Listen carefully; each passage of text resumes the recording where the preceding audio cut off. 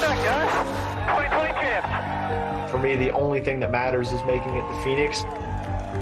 I'm confident that if we go out there and execute, that we'll run up front and we'll be one of the cars to beat every weekend. We can come in there and attack and win one of these and set the tone early on. I think now we know what we need in the playoffs to have success and give ourselves opportunity. Putting ourselves in position each and every year to go for the championship has been a lot of fun.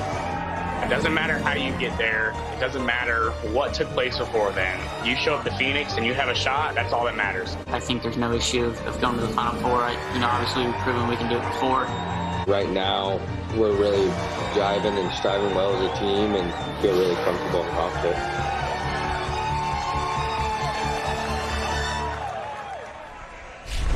It's NASCAR Xfinity Series playoffs from Kansas Speedway, the Kansas Lottery 300.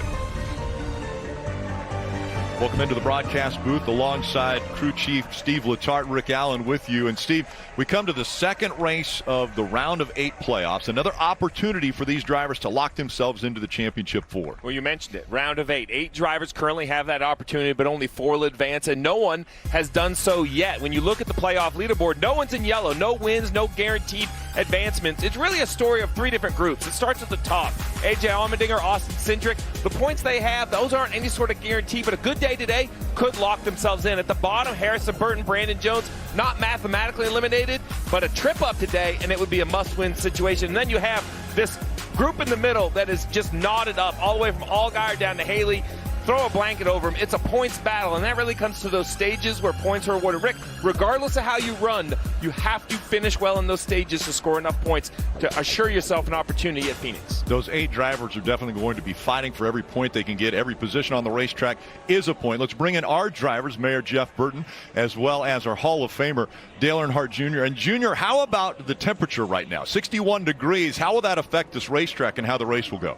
Well, we know this track can be a little difficult on a cold tire, but once the temperature comes into the tire, it's going to be plenty of grip out there for those guys. And this is a fun racetrack, Jeff. This place is really wide. We're going to see guys run right against the wall, but those cold temperatures, that's going to help that bottom groove and help that middle groove in 3 and 4 be competitive. You mentioned multi-grooves and side-by-side. Well, that's caused a lot of action in the last few years here. This wreck was on the first lap. Playoff contenders. One driver makes a mistake, and look at all the drivers he takes out with him, and this is what the drivers in the playoffs are terrified of. Getting into a wreck, going down the back straightaway, again, 2 playoff contenders, they collide. That is a racetrack where side-by-side action, the tires lose a lot of speed, the tires lose a lot of grip, drivers make one small mistake, they wreck and take somebody with them.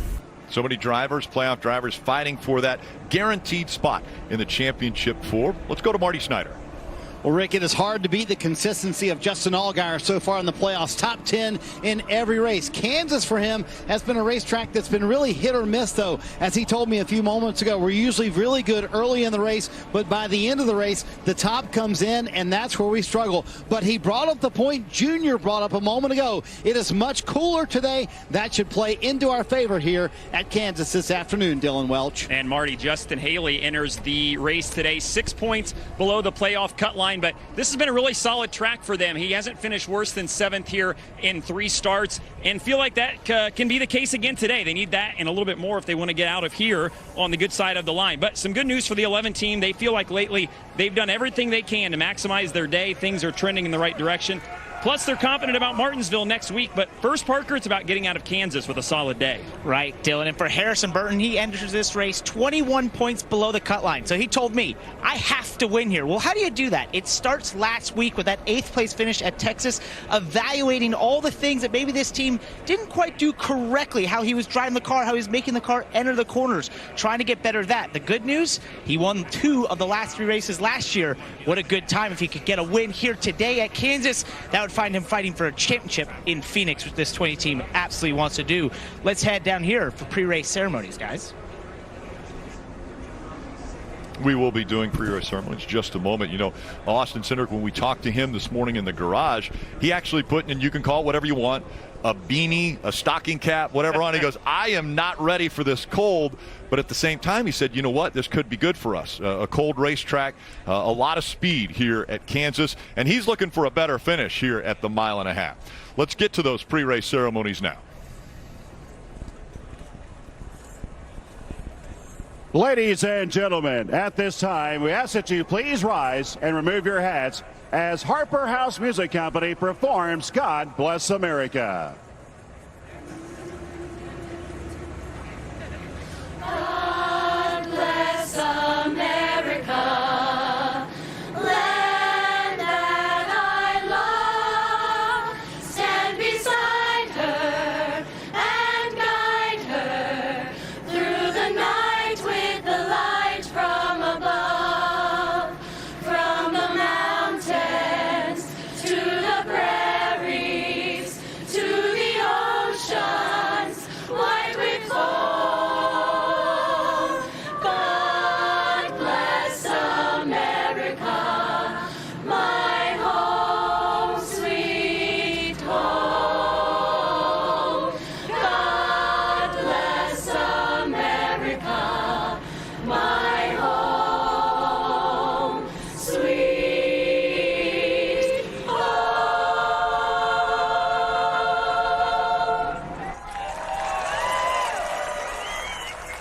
Please remain standing as the Kansas City Police Department Honor Guard presents our nation's colors.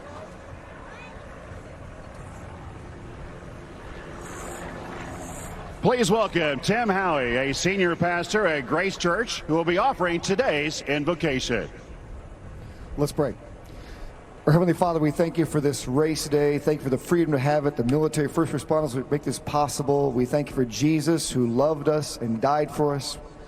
We pray for safety and protection on this day. And I pray also for the thing you said, Jesus, was most important to you, that we love you more than anyone and anything. In Jesus' name, amen.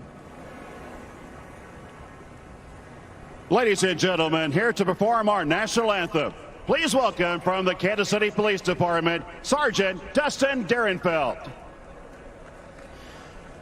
Oh, say, can you see by the dawn's early light what so proudly we hailed at the twilight's last gleaming, whose broad stripes and bright stars through the perilous fight o'er the ramparts we watched were so gallantly streaming, and the rockets' red glare, the bombs bursting in air, gave proof through the night that a flag was still there.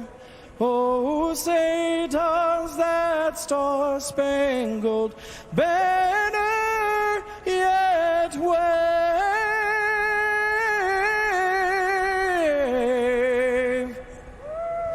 o'er the land of the free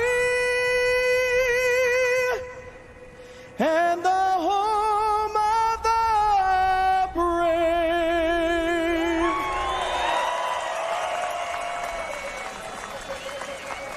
Saw the flags blowing there.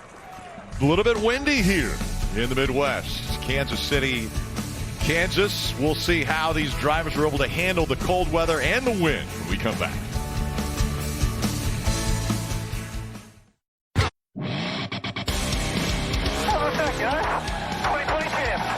For me, the only thing that matters is making it to Phoenix. Hell yeah, let's go! Let's go! I'd be certainly shocked if he's not one of the four that goes to Phoenix with a chance to win.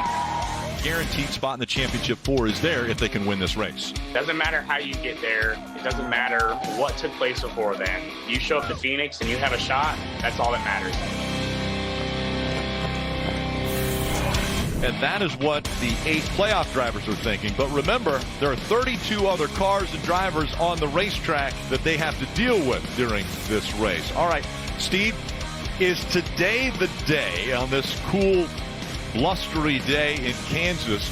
Is today the day that Daniel Hemrick finds victory lane? It is. It is. 10 second place finishes ties Dale Jarrett for the most without a win. A year ago, he was second at this racetrack. He's finished second here twice. You look at his mile-and-a-half numbers, they're outstanding. Sitting in Joe Gibbs equipment at the end of the year, he knows he's going to college junior. I think today's the day Daniel Hemrick goes to victory lane. One guy who doesn't know much about his future going forward after this season, Jeb Burton, could be a spoiler today. We talk about guys that can finish in the top 10 during these stages, take away points from the guys trying to move forward in the playoffs. Jeb Burton's one of those guys. I think he has the speed. It's kind of been an afterthought over at this Kaulig race team over the last several weeks. He wants to prove that he belongs here with a great run today. Guys, we cannot start an Xfinity race without talking about the 54 car. 10 wins this year. Ty Gibbs, youngster, has 3 of them. Also later today, he is going to start the ARCA race, going to wrap that championship up just by starting. Ty Gibbs looking for his 4th win on the season.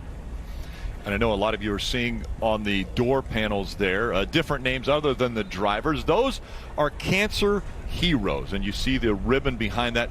Sherry Pollux, Martin Truex Jr. and their foundation did an auction where people were allowed to auction off and the opportunity to put special people in their lives' names on the side of these cars, and cancer heroes are the ones that are up there. So we'll be highlighting and taking a look at a lot of those names throughout the race today and celebrating their fight that they have been on. So as these cars, the drivers are getting strapped in, getting ready to go, the cold temperatures, how does that affect you setting up the car, Steve? Well, I think, as the drivers have said, the bottom's going to have a little bit more of an advantage than the top early on. Now, that might go away. And normally when the temperatures go down, grip goes up, the front of the car adds that grip, car's going to turn a little bit better. All right, and you see the wind. That will come into play. A little faster as they go down the front stretch, a little slower as they go down the back stretch. Let's get the engines fired. We go for the command.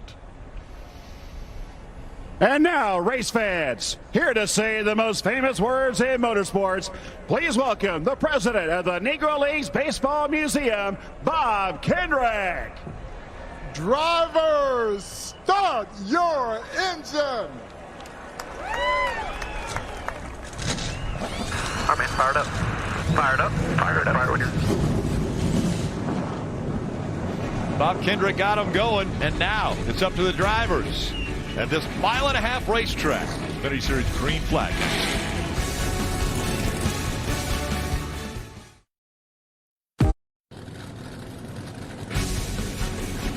NASCAR on NBC is brought to you by Credit One Bank, the official credit card of NASCAR. Visit GoCreditOne.com.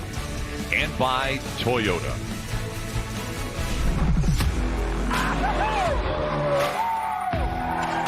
How do you like that, baby?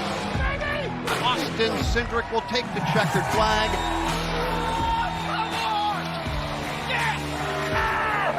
How about that, guys? We'll keep putting our heads down. We got to keep getting better. We got strong competition. 180. Wow! Yes! Cindric runs into Allmendinger at the stripe, and it is going to be A.J. Allmendinger winning the race. I didn't expect this, so why not go for everything you got? When it comes to the Xfinity Series on the Roval, the undisputed heavyweight champ is A.J. Allmendinger. If there is a favorite right now for the championship, it's probably between these two, A.J. Allmendinger and Austin Cindric, the winningest drivers so far this season. I want to take a look at the starting grid brought to you by Ruoff Mortgage.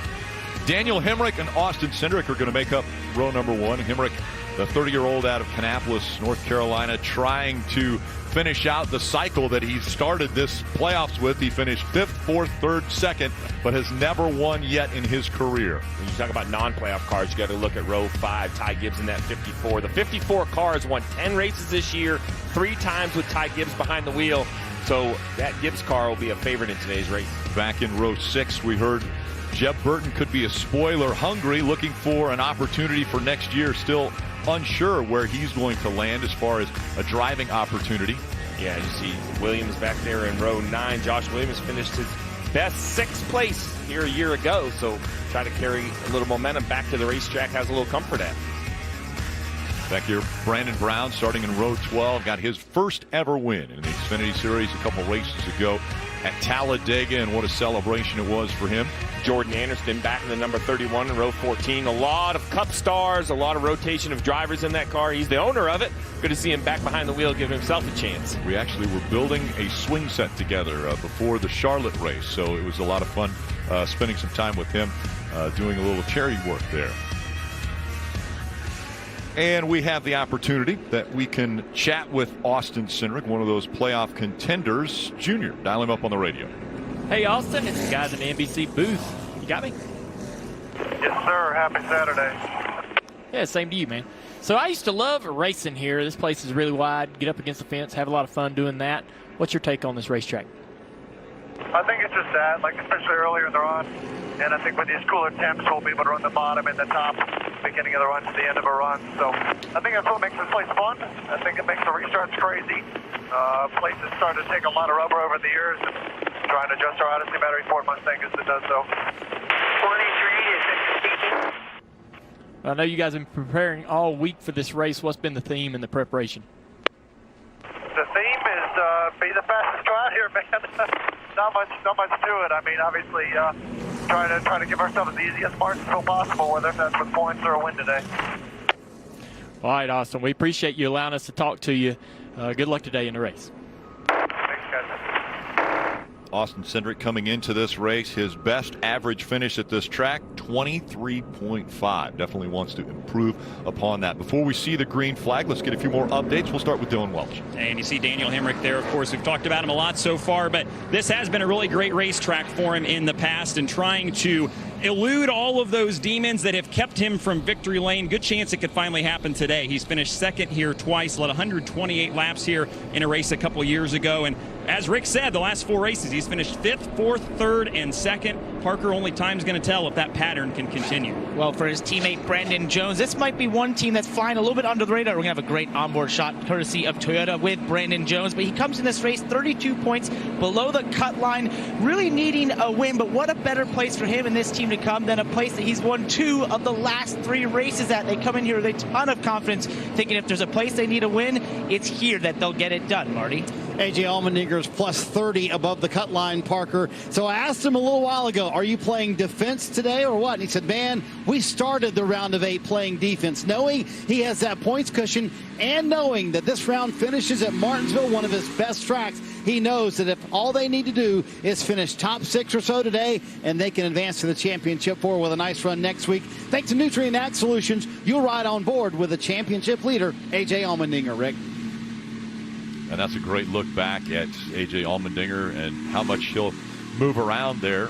Even though he's strapped into that seat, the head will move around quite a bit. Let's take a look at the Ruoff Mortgage Keys to Victory Lane. Well, we do a lot of talking about points and all of that, but at the end of the day, if you're in the playoffs, you win this race, you are on to Phoenix with a chance to win a championship. Yeah, Jeff, but without a winner a week ago, we know that 2 spots in the championship race are guaranteed to be awarded by points.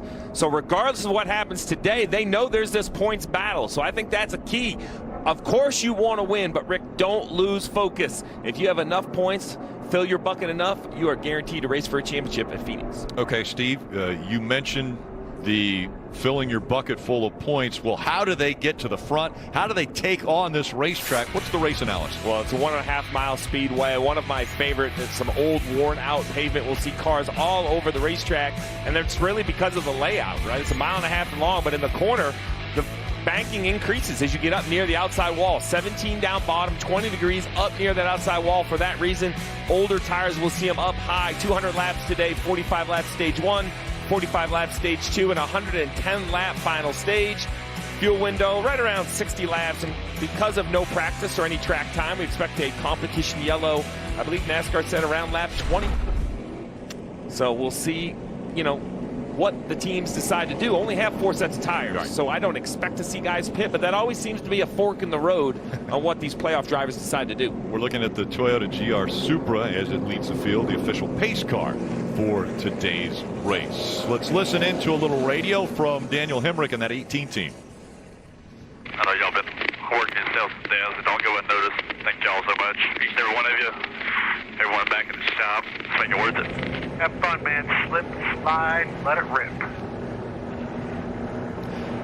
Slip, slide, and let it rip.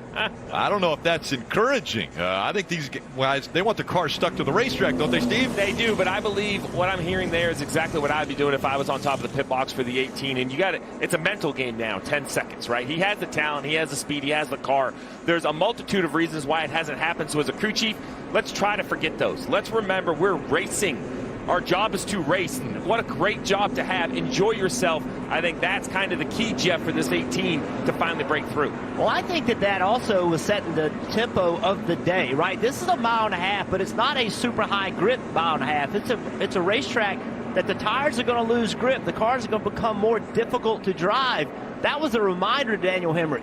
Look, you're going to slide around. You're going to slip around. We want you to do that. We want you to attack this racetrack. Don't treat it like a high grip 1.5 miles. Treat it like one that's going to lose a ton of grip. And a lot of options for these drivers, as we heard both Junior and Jeff mention. It's a wide racetrack. They'll run up against the wall. They'll run down to the bottom of the racetrack. Lap 1. We've seen issues before. I'm nervous for these playoff drivers. Front row, Daniel Hemric in the orange, number 18. Austin Cindric on his outside in the 22. A little slipping already.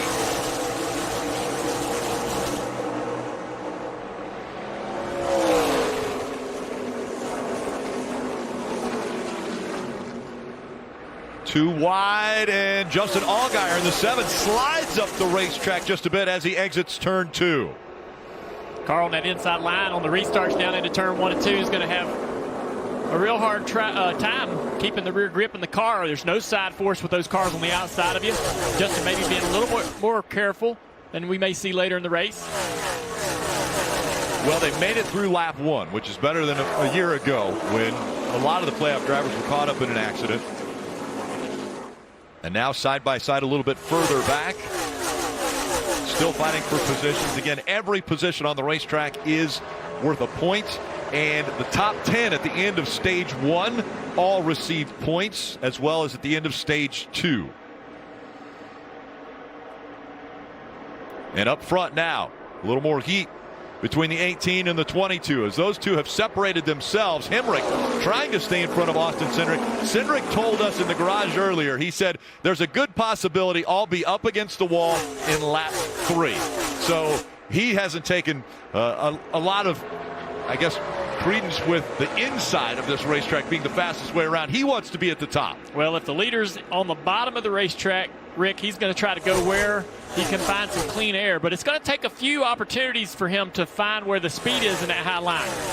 We saw him go up to the top in 1 and 2. Let's see what it does down here. Again in 1 and 2. Didn't like it. So back to the bottom of the racetrack. He's going to try to get to the bumper of this 18 car, see if he can upset Hemric aerodynamically by getting close enough to him. But every time a driver goes to the top or the middle of the racetrack, it takes a few corners to really understand how to maximize the speed up there. It won't happen right away. Yeah, you have to learn how to do it. Sorry, Jeff. Really loose right there, fighting the car. And that dirty air, we saw the 22 get a little bit sideways, but that dirty air, when you're following behind somebody else, is that why you're trying to find a different line than being right behind them? Well, some of it's dirty air, but sometimes you're just looking for grip. This racetrack, we talked about, it has multiple grooves. That means the racetrack allows you to go to different places. So, yes, you may be looking to get away and get more downforce, get out of that dirty air, but in many cases, this racetrack, you're just looking for more grip that the track provides.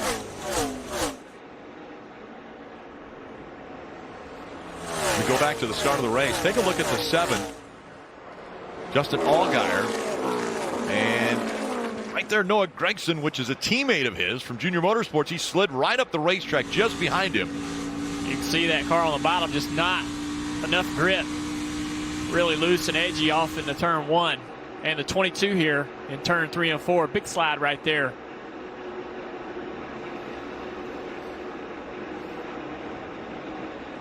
Noah Gragson still holding on to the 3rd spot right now, 0.6 of a second back, Marty. Yeah, Rick, you see him gaining ground on those top 2 of Austin Cindric and Daniel Hemric. And I talked to Noah, who's always one of those first to the top of the racetrack. And he brought up an interesting point. He said not only the weather conditions today, but he said we're really the first cars on the racetrack who might go up there, and it's pretty dirty up there. That concerns me. So Junior, as a guy who always was the first to the top of the racetrack, what is it like to clean that off? Kind of explain what Noah's talking about. Well, when you go up there, it is a little dirty, but a few corners or a few laps around the racetrack, you'll clean it off. But the first guy that goes up there is going to be one of the quickest, but also he's going to be wearing his tires. We've got a great battle here for the lead. Wherever you go where there's clean racetrack, where there's not a lot of rubber down, it's going to be a little bit more tire wear. So when me and Steve were working together later in my career, we would always try to be the 2nd or 3rd place guy up there. Let somebody else go up there, wear their tires out, do potential damage to their tires, and then you go up there later and find the speed. And Junior, it took patience because being the first up there was an advantage. That fresh racetrack really found some grip, but it just wasn't worth it with the length of these races.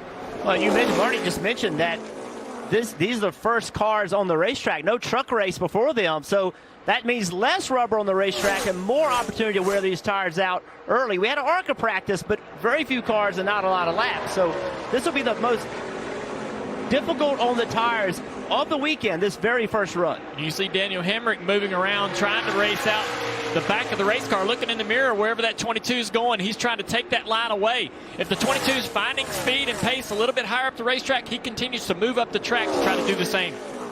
Parker. Oh, guys, that's exactly why Austin Cindric, he goes to that outside to try and get to the outside of Daniel Hemrick. Wasn't using before. He was trying to conserve those tires as they're side by side down the backstretch. What a pass. Cindric's going to take the lead away from Hemrick. Hemrick fights back on the bottom of the racetrack, trying to get that lead back. Well, I think right there, guys, every spotter on the spotter stand saw how high Austin Cindric went that time. He went higher than everybody, and now that's going to drive everybody to the top. Not the middle of the racetrack, to the very top of the racetrack. See right there, the 18 car? He just got past. Where'd he go? He went straight to the wall.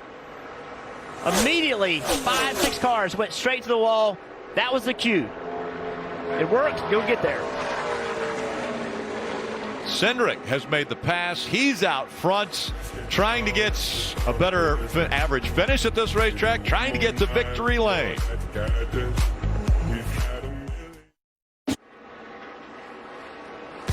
AR Racing is back in NASCAR Mobile. Customize your car and compete head-to-head against Cup Series playoff drivers to earn points and move up the leaderboard. Search NASCAR in your app store, and you can download for free. Start playing today.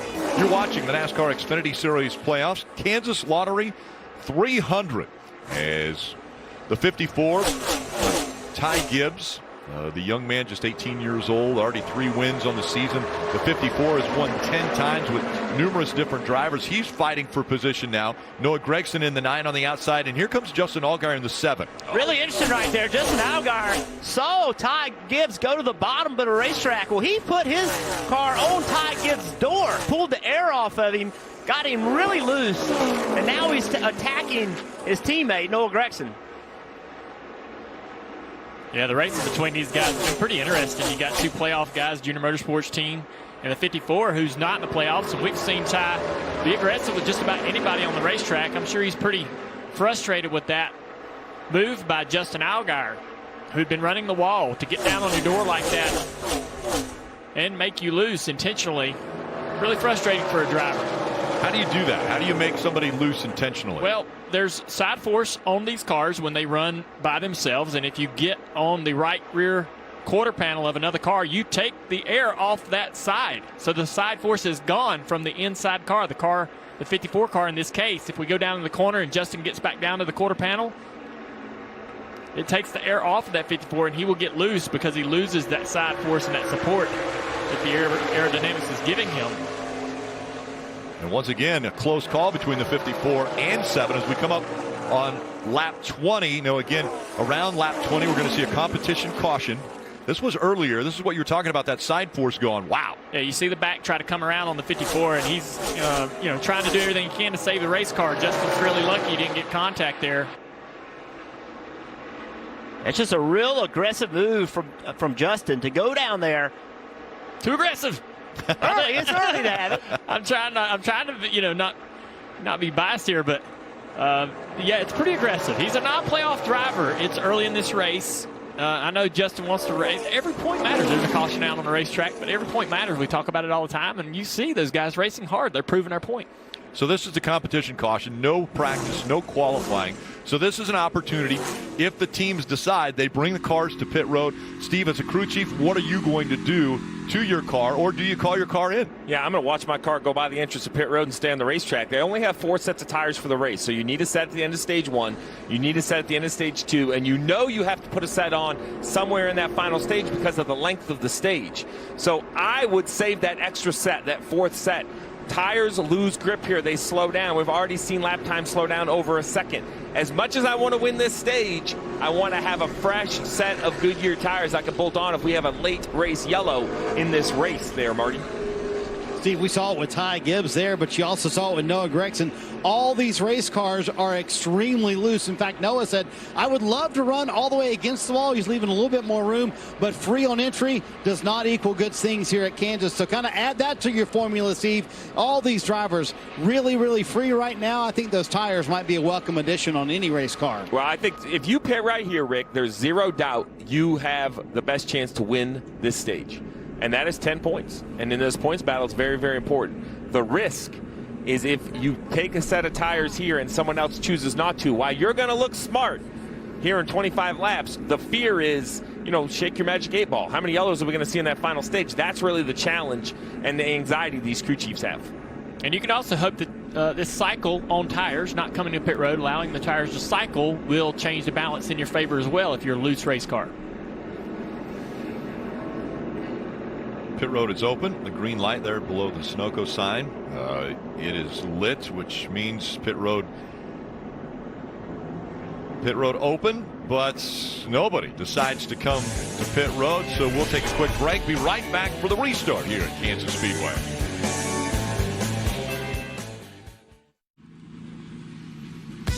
Get in gear for the playoffs. Check out the greatest selection of T-shirts, hats, and die cap, and more for all your favorite drivers. Visit NASCAR.com/shop. So not very many drivers decided to come to pit road, Parker, so it was a little bit lonely down there, I'm guessing. Well, of course, yes. But we had a couple trickle in a little further back in the pack. But for the 22 of Austin Cindric, you guys know how important radio communication is. It's the communication between the driver and the team that allows you to work on that car and make it better through a race. We'll take a listen to the radio of the 22 just before this caution. Copy, already getting way darker with the line for left side. He sounded pretty quiet there. Is he quiet to you? Yeah, I couldn't hear a word he said. He was talking about the rubber being laid down in that lane, but he was quiet, kind of scratchy. And that can be frustrating to not be able to hear exactly what the driver saying, the spotter and the crew chief then having to relay what they're hearing from the driver. That can just add a little bit of time to getting that information when you need it desperately, Dylan. And Parker for Daniel Hemrick there in the 18 car. His report, just the race car on top of the racetrack. We saw him lead early, then get passed by the 22 car. Said he feels like his security went away on entry, so he can't attack as high or as hard as he would like to. So keep in mind as well, they don't have a notebook with Joe Gibbs Racing here. Daniel doesn't, that is. He's obviously really good here. Has had a lot of success here in the past, but first time here at Kansas with crew chief Dave Rogers, so they are learning what they need. But feel like when they get the race car good for Daniel, he's as good as anybody here at searching around and kind of self-medicating that race car. So going to have a little bit of work to do here the first time they come down pit road, but still confident behind the wheel of this 18 car. I think so. Let's listen into the radio for the 7 team of Justin Allgaier. Take long to stop and rub it in. No, I mean, it was pretty much instant, especially that top lane. Like, the bottom put some down, but then it's like we picked it back up, and the top is just staying down. Yeah, I can see it from here. Here it is, the first, 3 laps, we laid a bunch down on the bottom, and then when not many people went down there, we started picking it back up. Pretty interesting to see the lane choices, guys. The 22 car picking the inside. We know that inside's a little slick. You're not able to complete the throttle coming back up off turn 2. See if that benefits those guys choosing that inside. 54 was in 5th place. Now he's lined up in 3rd by picking the bottom. Coming back for the restarts.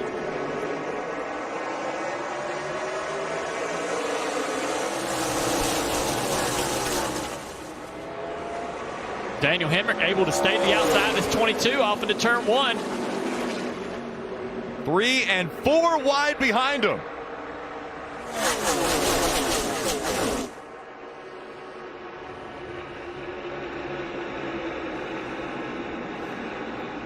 Hemrick looks to the middle of the racetrack as Cindric really hot, running that high line already right on this first lap of the restart.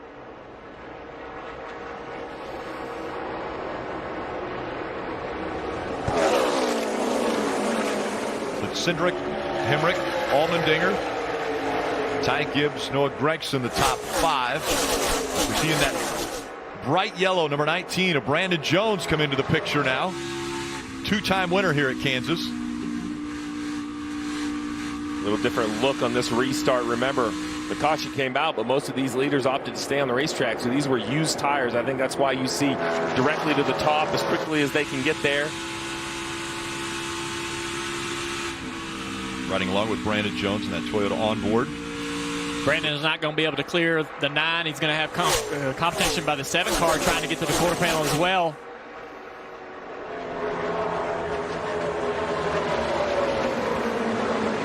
Playoff points in the lower left corner of your screen. We mentioned Cindric and Allmendinger had pretty good lead over the rest of the field. Right now with Cindric up front, he's going to be at the top of the list. A win automatically advances you into the next round of the playoffs. Crash on the front straightaway. The 48 car. Big hit for Jade Buford. The front end of that car destroyed.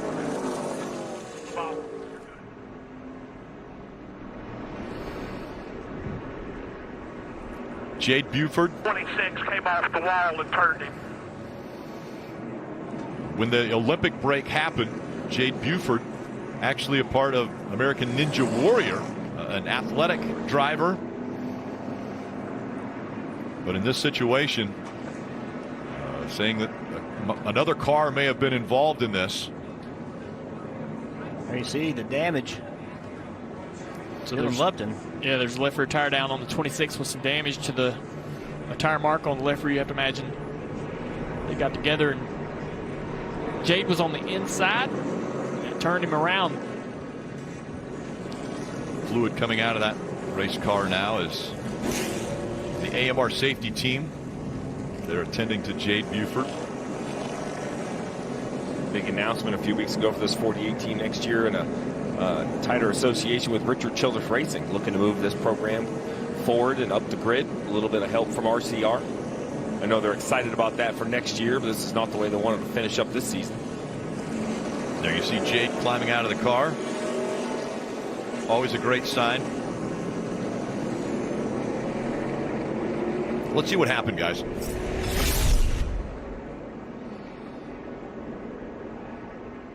Oh, the 26 high, and when he comes off the wall, turns left perhaps, and looks like he catches the 48, and at this point the 48's already gone around and made contact. Did the 26 get into the wall and then bounce off of it? It's hard to say, but that's what it looked like. Look at that hit. Wow. Man, huge impact. Yeah, it looked like the 26 was in the wall first and then came off of the wall.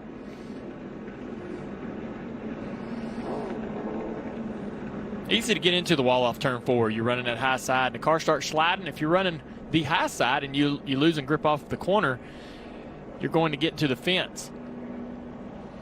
So you look kind of at the top left of your screen, you're going to see a dark black colored car right there touch the wall, and that moves them off. Now it's behind that blue car, but there's definite contact between the 26 and the 48 at that point, and the 48 was then kind of, as it came past the camera, was turning back to the right, which is a very bad position for a race car driver. And then you see the huge accident, big contact for the 48. You see the damage to the race car. Yeah, I don't think Jade was expecting the 26 to come back down after hitting the wall.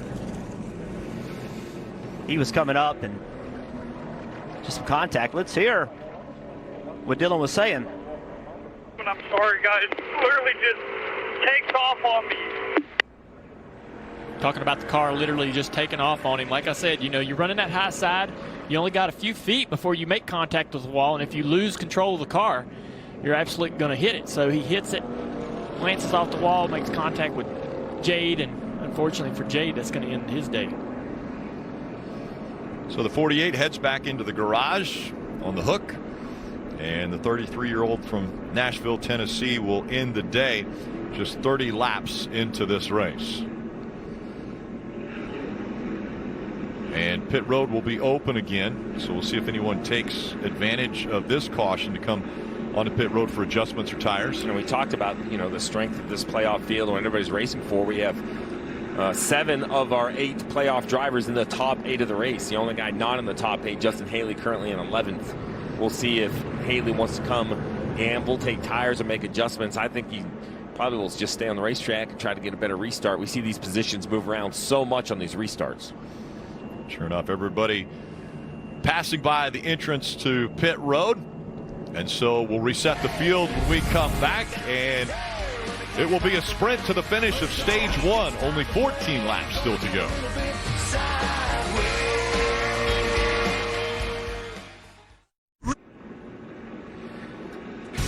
NASCAR on NBC is brought to you by Credit One Bank.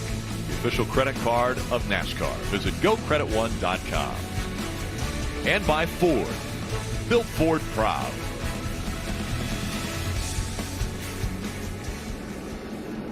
Let's listen in to Justin Allgaier as he was talking about the last restart. All right, so time to start right, did everything right, and get past. Yeah, doing everything I can timing-wise. Fell away and then drove back to me and by me. That's correct. So Justin talking about struggling. Let's watch it right here. He's on the inside. Brandon Jones behind him. We know that Brandon had a great restart, gained a lot of spots by choosing that inside line, and that's what happened. He got put 3 wide before they got to turn 1. So now the 7's in the middle, Jeff, and struggle with the 0-2. Moffitt coming around the top, making things even more difficult for Justin. Yeah, so being 3 wide in the middle is not what you want to be, and Brandon Jones did a great job of getting a launch and put the 7 car in a bad spot. So Justin Allgaier just got 3 wide, actually 4 wide there for a moment, and continued to lose spots. And what he was saying was, look, I got a great start. I don't know what to do different. I don't know how to do that better. He was right against the rear bumper of the car in front of him. It's just the car behind him did a better job. It's going to be tough, though, to pick that bottom. You know, if you're Justin especially, you saw the first start, the initial start of the race where he lost positions, and then that start right there. So what does he do going forward? Do you try that outside and maybe see if you can make some better gains on that top? And remember the rule, right? So you want to block that 19 car from getting underneath you, but you can't change lanes until you get past the start-finish line. So even if you pick the bottom lane, you're established in that bottom lane. You can't go onto the apron before the start-finish line. So if somebody times it right and gets to the start-finish line, and just as they get there, they hang that left and get underneath you, it's very hard to defend. I want to check in with Dylan on the 54 of Gibbs. And he runs in that 3rd spot. Big day for Ty. Of course, he'll wrap up the ARC Menard Series Championship later on this evening when he takes the green flag. But up 7 spots here in the first 34, 35 laps. And talking with his crew chief, Chris Gale, that was something that they actually were somewhat looking forward to, starting in the 10th spot. So that was going to be a big opportunity for Ty to learn where he's fast and how he can kind of dictate the race car and move around on this racetrack. You know, keep in mind, he's obviously had a lot of success this year, won 3 times, but still limited laps in these Xfinity Series cars on these intermediate style tracks, the 1.5-mile race track. So this was going to be a good opportunity early for them to just learn and for Ty to figure out where he can go on the racetrack and how hard he can push. And as we've come to expect from him, he's a pretty quick learner and has done a good job here so far as he's up 7 spots. Yeah, one thing, guys, this long caution is making this next restart really important. Right now, 11 laps to go to the end of this stage, and we're going to pay points at the end of this stage. So if you make a mistake on this next restart, you're not going to have as much time to recover. And on top of that, based off of what Dylan was just talking about, trying to learn what your car needs on a long run, trying to learn what your car needs to do later, you're not learning that at the moment because you're just not going to get a long run here because they're still cleaning the racetrack up. And you mentioned cleaning the racetrack up. So when they get ready for the choose rule, guys, will that affect it? Because now that's that inside line. Do you choose the inside line knowing that this is something that you've got to go through on the restart? Yeah, I don't know. I don't think that would affect what line I wanted to be in. It really is a matter of how many cars have chosen either the inside or outside. And I prefer to be in the outside line, especially if I'm not on the front row with clean air. If I've got to be a car that wants to jump to the top, what Brett Moffitt did on that last restart is exactly what I'd want to be doing every restart all weekend long. Now, you got to put yourself in that position to choose that outside line, and we'll see who does. And Brett Moffitt, entering turn 1 so high, just gave a prescription to everybody. This will work, right? You can go do this. The same way we saw when Austin Cindric went to the top of the racetrack. The entire field 2 laps later was running on the top. Spotters and drivers saw that 0-2 of Moffitt go to the wall on that restart, and it worked for him. You're going to see a lot of other ones do it now. Brett Moffitt driving for Our Motorsports, full-time now in the Xfinity Series and Truck Series champion. Actually, he's won here at Kansas in a truck.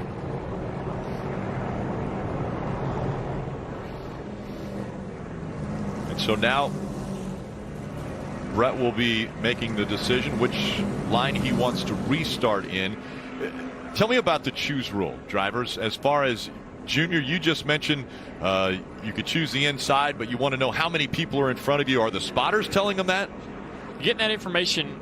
You'll talk about it during the week with your crew chief, and you'll have numbers that you think to choose the inside line, I need this many cars to choose the top and so forth. But yeah, the spotter is giving you that information as you're rolling up to the line. You kind of hang back, give yourself a little room so you can make that choice at the last minute. If you're all up on the back bumper, the car in front of you, you cannot make that choice properly and give your spotter enough time to give you all the information you need. Yeah, and what you're having to do as a driver is spotter's counting cars, right? One to the bottom, one to the top, and he's going to tell you which is the shortest line. Ultimately, you know what the strength of your car is and the guys around you, right? Like that guy right there, I know he's going to jump up on the outside of me, so maybe I want to try a different line because of what he's going to do. So let's see where they go. Got one to the bottom, two to the top, another one to the bottom. Now I think it's just counting cars. What's the shortest line? So if you're a spotter in the back here, maybe your car, you got 14 cars in front of you. Your spotter's going to count either how many are in the bottom or how many in the top. He'll go, all right, we got 6 up top. All right, so if you go to the top, you're going to be behind 6 cars. There's 9 up top. Well, that's you're going to lose positions if you're 15 and you choose up there. So that's one. The spotter's going to tell you basically how many he's choosing in one line, and you do the math yourself. What this long yellow has done, Rick, is made this a sprint to the end of stage 1 right now. And just to remind everybody, on the bottom left, you see how points are awarded. So to win this stage, you're giving 10 points. The top 10 all receiving points, so a point of position. If you're not on the top 10, you miss out. 0 points awarded. So these playoff guys, we talk about the playoff battle, 2 seats guaranteed to advance by points alone, regardless of who wins. So this is that first moment. No matter how great of a day you have, if you miss out on those stage points, you can run second in the race and end up with like 9th or 10th when it comes to total points. So this is the big moment in this race for these playoff drivers. Yeah, this is late race restart intensity right now in stage 1. Coming up on 8 laps to go to finish out stage 1. Pace car makes its way onto pit road. So Austin Cindric on the inside, Daniel Hemric on the outside.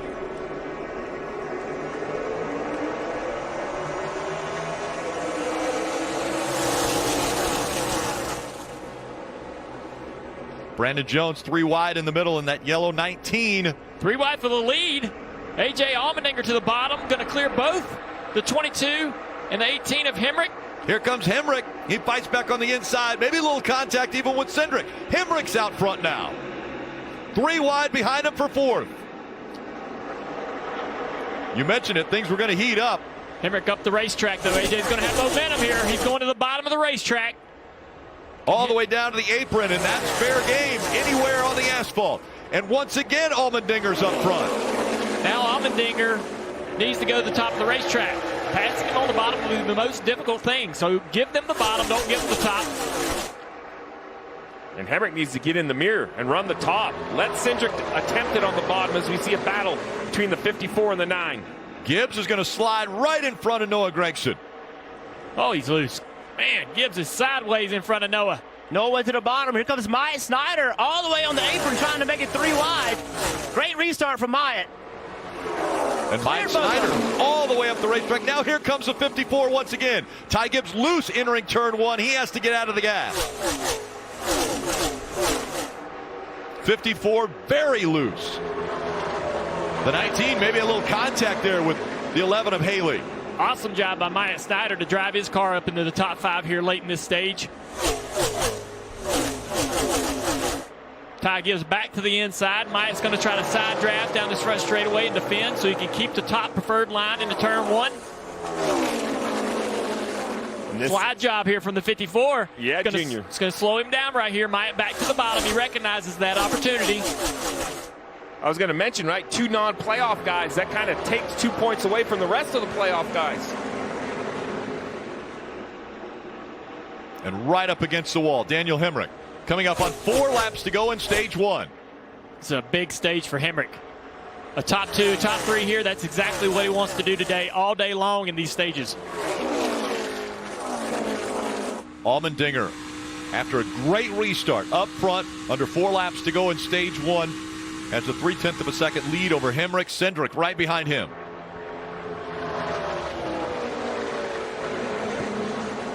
And now, how aggressive do you get at the end of the stage?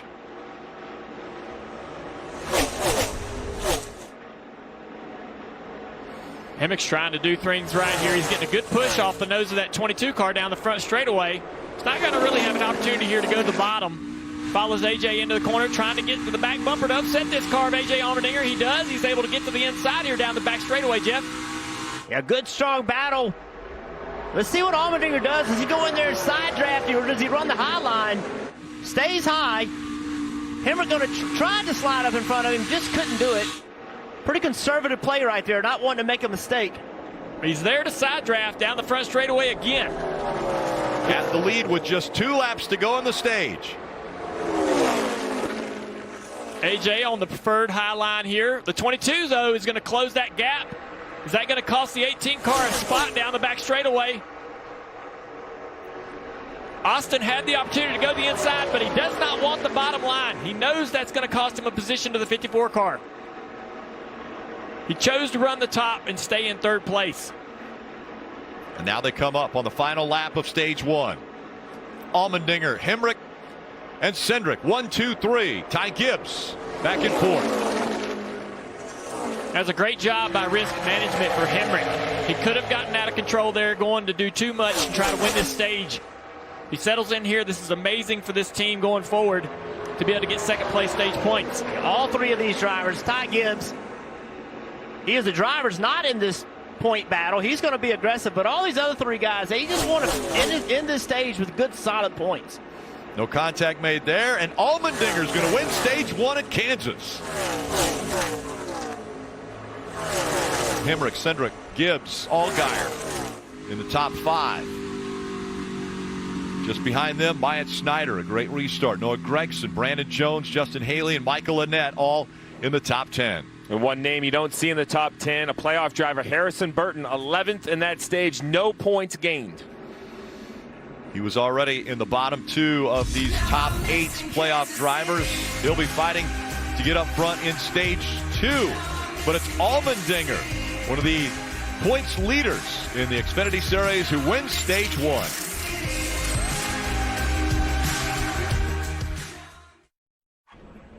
Start your Tundra. NASCAR fans, you could be one of the first to drive off in the all-new 2022 Toyota Tundra. Visit NASCAR.com/startyourtundra and enter now.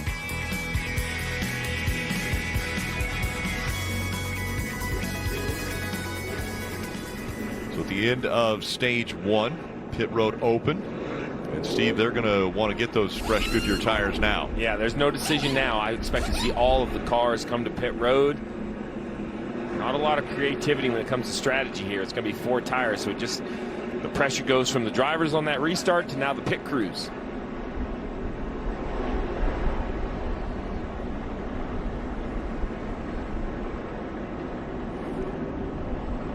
Well, all the leaders off the banking onto pit road, Parker.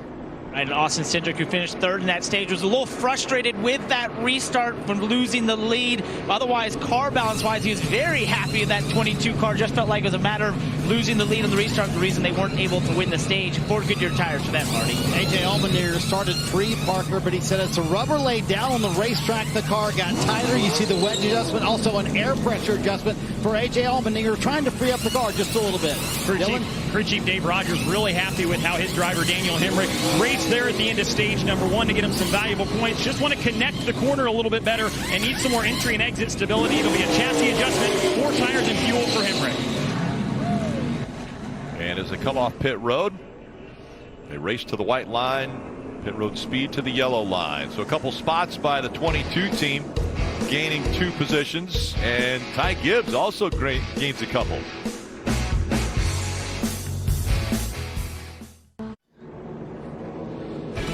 Take a look at playoff drivers and the points that they were able to earn in stage 1. Again, no one has won in the playoffs yet as far as playoff drivers, so they haven't locked themselves in. Every point very important. And you see Harrison Burton, we've heard that right front tire worn out quite a bit. He was not able to finish in the top 10, so receives no play or no stage points to end stage 1. And Allmendinger, who won stage 1, had a change of some of the pit crew members there, and might not have worked out for the best here. Well, not in this specific stop right here. It seems to be going so far so good on the right side, but then issues with lug nuts falling off. That's what that changer's doing right there. Picking the lug nut off the ground, wisely putting it back on. So while you hate to see a slow pit stop at over 17 seconds, what I appreciate is that pit crew member realizing that a loose wheel after the restart would be way worse for this team when it comes to points. At some point, all you could do is recover, and that's what they did. So we'll see if he can now recover by getting those positions back on the racetrack. You mentioned a team change, Rick. A.J. Allmendinger he has Ross Chastain's cut pit crew. He's been using Austin Dillon's. So a little change this week. Didn't start out very well, but a lot of pit stops left.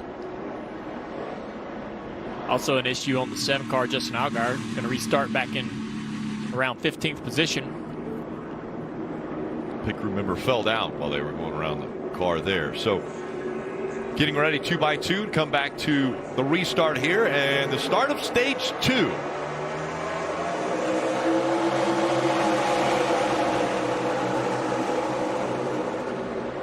Side by side for the lead, Ty Gibbs on the outside in the 54. Cindric working right along the apron.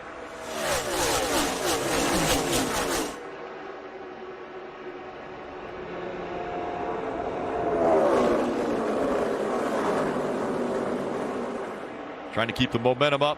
The 54, but the 22 able to easily clear, slides up in front of him. Noah Gragson now fighting for that 3rd spot with Daniel Hemric.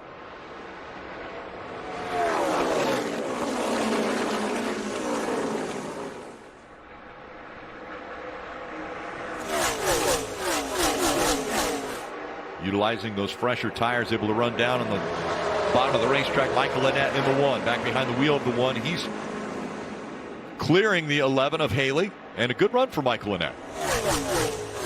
Michael Annett ran really well last week as well. Remember, he said he's going to retire from driving, full-time driving at the end of this year. Good battle here. Battles all over the track. Ty Gibbs all over Austin Cindric. Gragson able to clear Hemric there on that high line. Gragson up to 3rd, Hemric back to 4th. Austin Cindric now about a 0.2 of a second, 0.3 of a second lead over Gibbs. Gragson and Hemric all within a second of Cindric.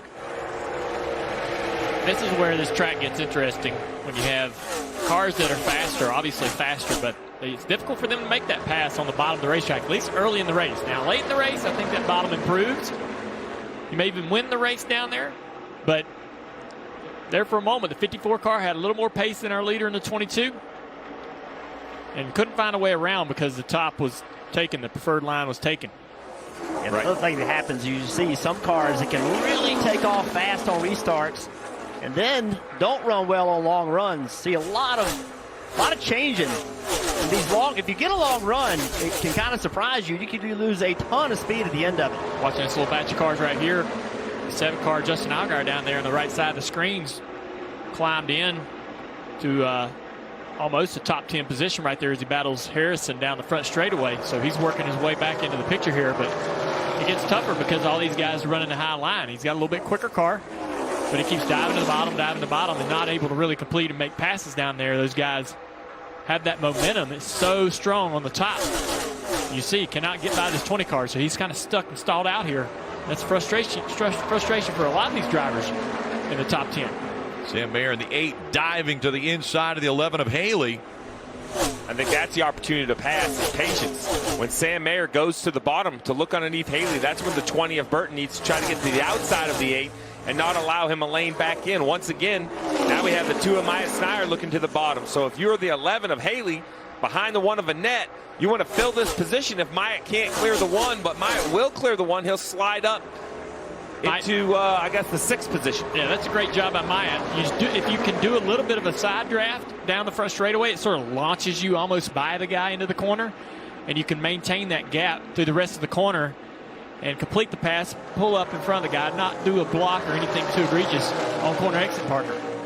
Well, guys, Rick, at the end of the last stage, you mentioned how Harrison Burton had some tire issues, was plowing tight at the end of that stage, finished outside the top 10 there. Well, let's put some visualization to what exactly he was fighting. Look at this right front tire from Harrison Burton. This is cording on this tire. We remarked how, hey, if you go to that top lane so early in this race where there was no rubber up there, this is the fear that some of these crew chiefs that could happen to these tires.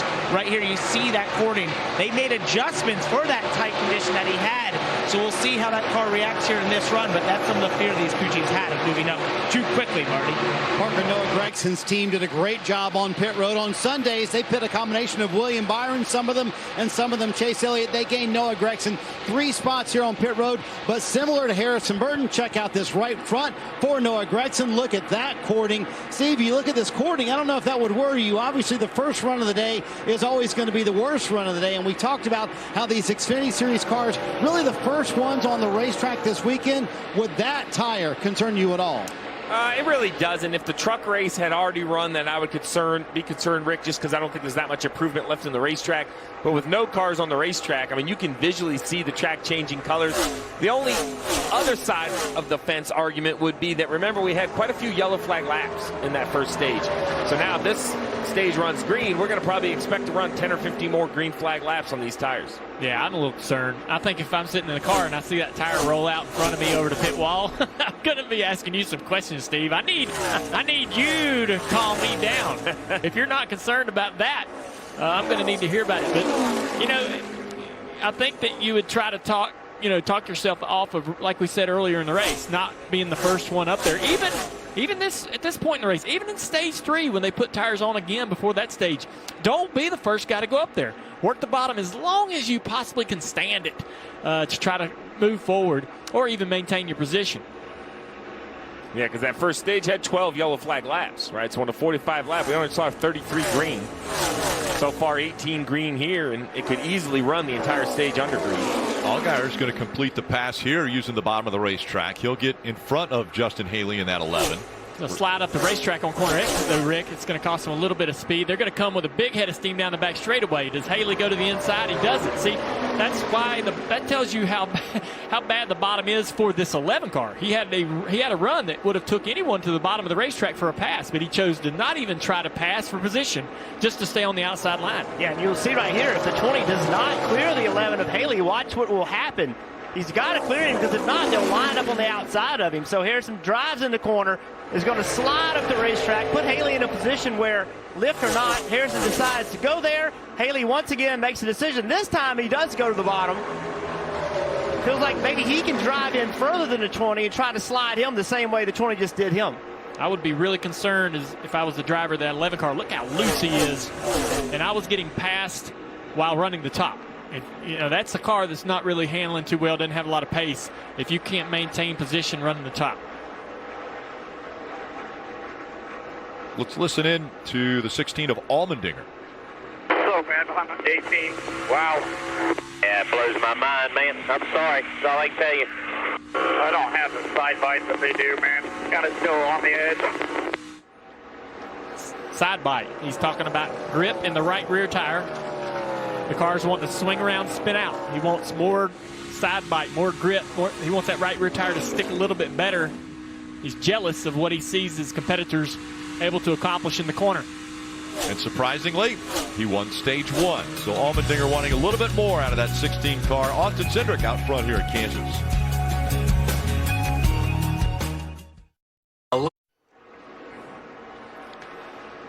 Download the official app of NASCAR. Follow the action with free live scoring, in-car cameras, and radio broadcast. Search NASCAR in your app store. So download and start a free trial today. Watching the NASCAR Xfinity Series playoffs, Kansas Lottery 300. Just 20 laps still to go in stage 2. Austin Cindric now has about a 0.3 of a second lead over Ty Gibbs. Noah Gragson, Daniel Hemrick, and Myatt Snyder all part of the top 5. Parker. Well, guys, it's been fascinating as we watch this battle between Austin Cindric and Ty Gibbs, listening to 22's radio as they described him, what that 54 is doing behind him. Remember, he had a lead of about a second. Ty Gibbs has been able to sort of cut that down to 0.3 of a second, and they've been describing his line differences by inches. I mean, literally inches. You watch the 22 run up next to the wall, they'll show up and tell him the 54 is going below that bottom seam and describing it throughout each time that they go to the corner. So my question to you guys is, especially Dale, is that information you like to hear? I know I personally like to hear that, but that's a tough thing to be driving up next to that wall and being described behind you exactly what that driver's doing, trying to hold him off and put that dirty air on his car. Yeah, Dale, how much information do you want to hear, or do you just want to focus on putting the car where you want it to be?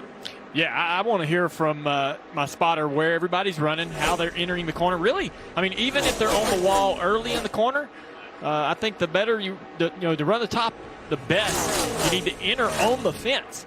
But if a guy's making a little speed by entering a little bit lower, this 54 car of Ty Gibbs entering just a little bit lower on, even when they're running the top, his entry is different. I want to know those little nuances about those cars, especially if they're running me down.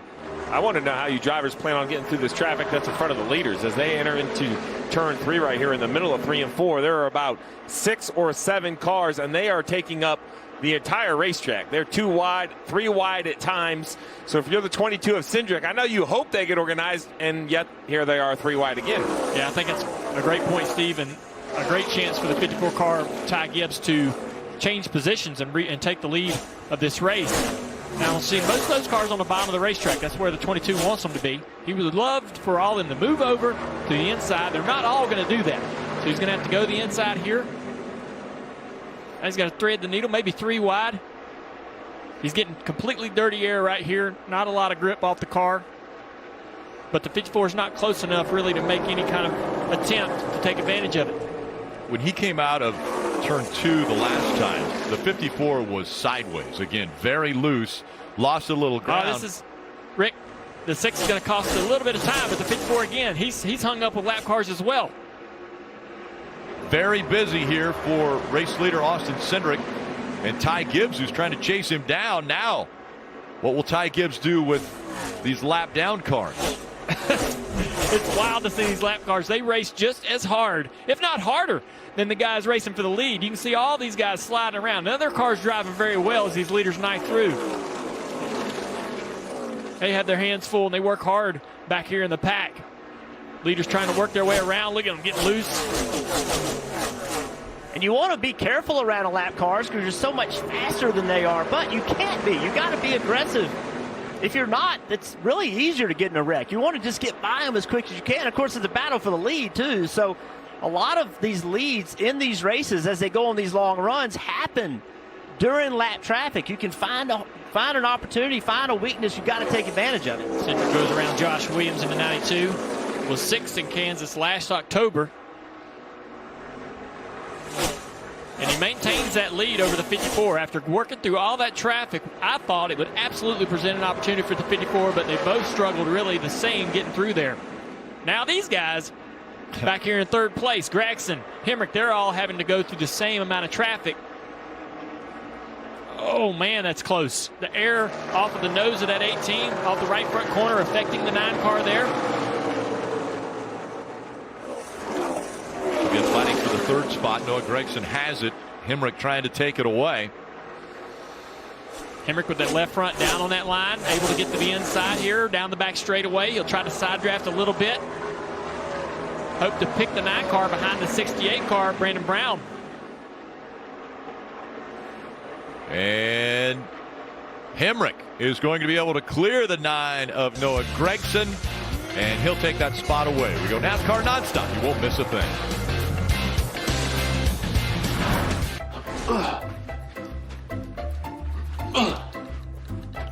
PNC Bank believes that if a pair of goggles can help your backhand get better, then your bank should help you budget even better. Virtual Wallet is so much more than a checking account. Its low cash mode feature gives you at least 24 hours of extra time to help you avoid an overdraft fee. Do you see that? Virtual Wallet with low cash mode from PNC Bank. One way we're making a difference.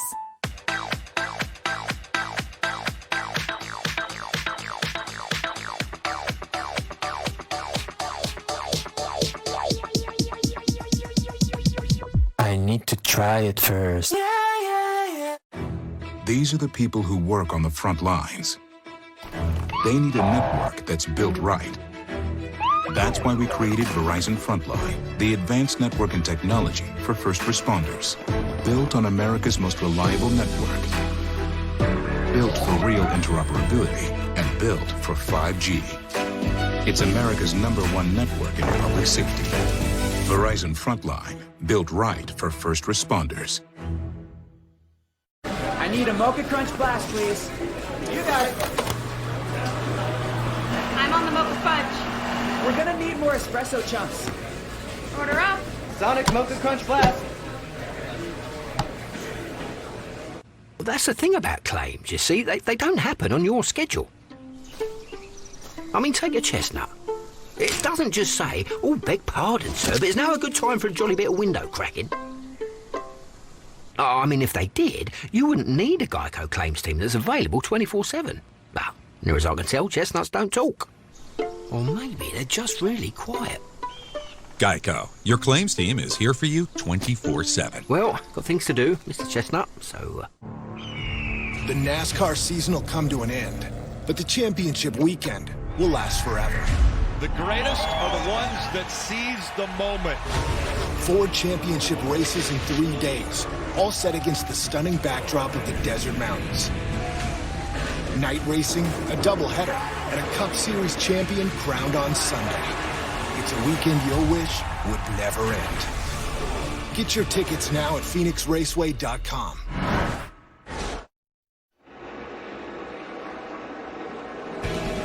Austin Cindric able to hold off the competition as Ty Gibbs, the 54. Oh, pressure. And how close is this? The 4 may have interfered with this battle for the lead. Well, the 4 car of Landon Castle side draft the leader down the front straightaway, slowed that 22 car down. Big run by the 54. You saw it. At 22 of Austin Cindric able to maintain the position. Starting to drop with you. Headlight lower by half. Same momentum. That's a spotter. Coleman Presley, 22 car for Austin Cindric. Telling him what that 54 car is doing back there. He's got a headlight lower. That means he's a little bit offset to the left of you in the corner, and you see it. And the 54 does that because he's trying to put clean air on the nose of that car to pin it down to keep the car turning. If he runs it directly in the tracks of the 22 car, he's going to have less grip. See him again go to the inside a little bit lower. Lane lower by 1. Oh, the 22 cuts down across the nose. Staying up. You see the 54, how loose he is. Back of the car is just moving around a lot. Dylan. Let's do a quick Toyota driver update on the driver of that 54 Toyota, and that's Ty Gibbs. So something interesting that goes back to what you guys were talking about, how you take all the information you get from the spotter, the crew chief, and how you apply that. That's something that, as Ty Gibbs continues to learn this Xfinity Series, that his crew chief, Chris Gale, is trying to teach him about how to get comfortable with all of that S&T data that he's getting from the pit box, the info he's applying, or the info he's getting from the spotter, applying all of that and feeling comfortable, kind of making his own decisions on the racetrack. So I think something you've seen here as he stalks Austin Cindric is that he has tried to take what he's learned following the defending series champion, try to apply that and get by him. And so far it's almost worked because he's right on the rear bumper. Less than 3 laps to go in stage 2. And Ty Gibbs giving Austin Cindric fits right now as he looks to the inside once again. Just about a half of car length separating the top 2. And if you're the crew chief of the 22 of Austin Cindric, are you telling him to be aggressive, to block this kid, or are you, because he's looking for a championship. Austin Cindric's looking for a championship. Ty Gibbs is looking for just a race win. I'm putting it back in my driver's hands. You're here because of the talent behind the wheel in that 22 and the great cars you've given them all year long. I don't want you doing anything different. And at this point, I haven't seen anything out of Ty Gibbs that concerns me. It's really good, clean, hard racing, but I haven't seen any contact. It's actually the opposite. The 54 driver's doing a nice job of just reminding Cindric he's back there. If he makes mistakes, he knows the 54 will go by. Yeah, that's right. I think Ty Gibbs has put a lot of pressure on him. I think if Ty Gibbs, though, to your point, Rick, he has nothing to lose here. And he can put that pressure on Austin Cindric. Put Austin in a position where he has to make a decision to lift or not. Final lap of stage 2. And Austin Cindric looking very strong now. Has about a 7 car length lead over Ty Gibbs. Gibbs closes the gap a little bit through 3 and 4. But this will be the 11th stage win for Austin Cindric, having a great season and collecting 10 more points. Battle right here for those points that are awarded. The 7 tried to get on the right side door of Harrison Burton, unable to do it. The 20 will go by and take the position from the 7. That was 7th for Harrison Burton. Allmendinger was 6th. Allgaier, Sam Bayer, and Justin Haley rounding out the top 10 in stage 2. So it was Allmendinger who was able to win stage 1. Now it's Cindric who wins stage 2 here at Kansas. Drivers gaining points. All the playoff drivers except Brandon Jones here in stage 2. But Cindric gaining the most.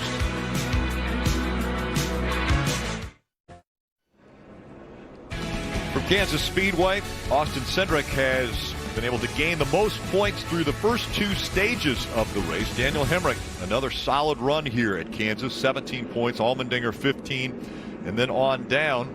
As far as the playoff drivers, gaining points, so important as we get ready. Of course, a win and you advance, but we know for sure at least 2 drivers in the playoffs are going to get in based on points. Yeah, and Harrison Burton, Brandon Jones, the 2 drivers that came in below the cut line, they were also at the bottom of how many points they earned through the stages. So as you see currently on the racetrack as they run, Harrison minus 31. That, still somewhat possible. Brandon Jones, though, continues to lose ground. At minus 50, I think they're thinking victory lane is going to be required unless we have some accidents or some mechanical issues, Parker.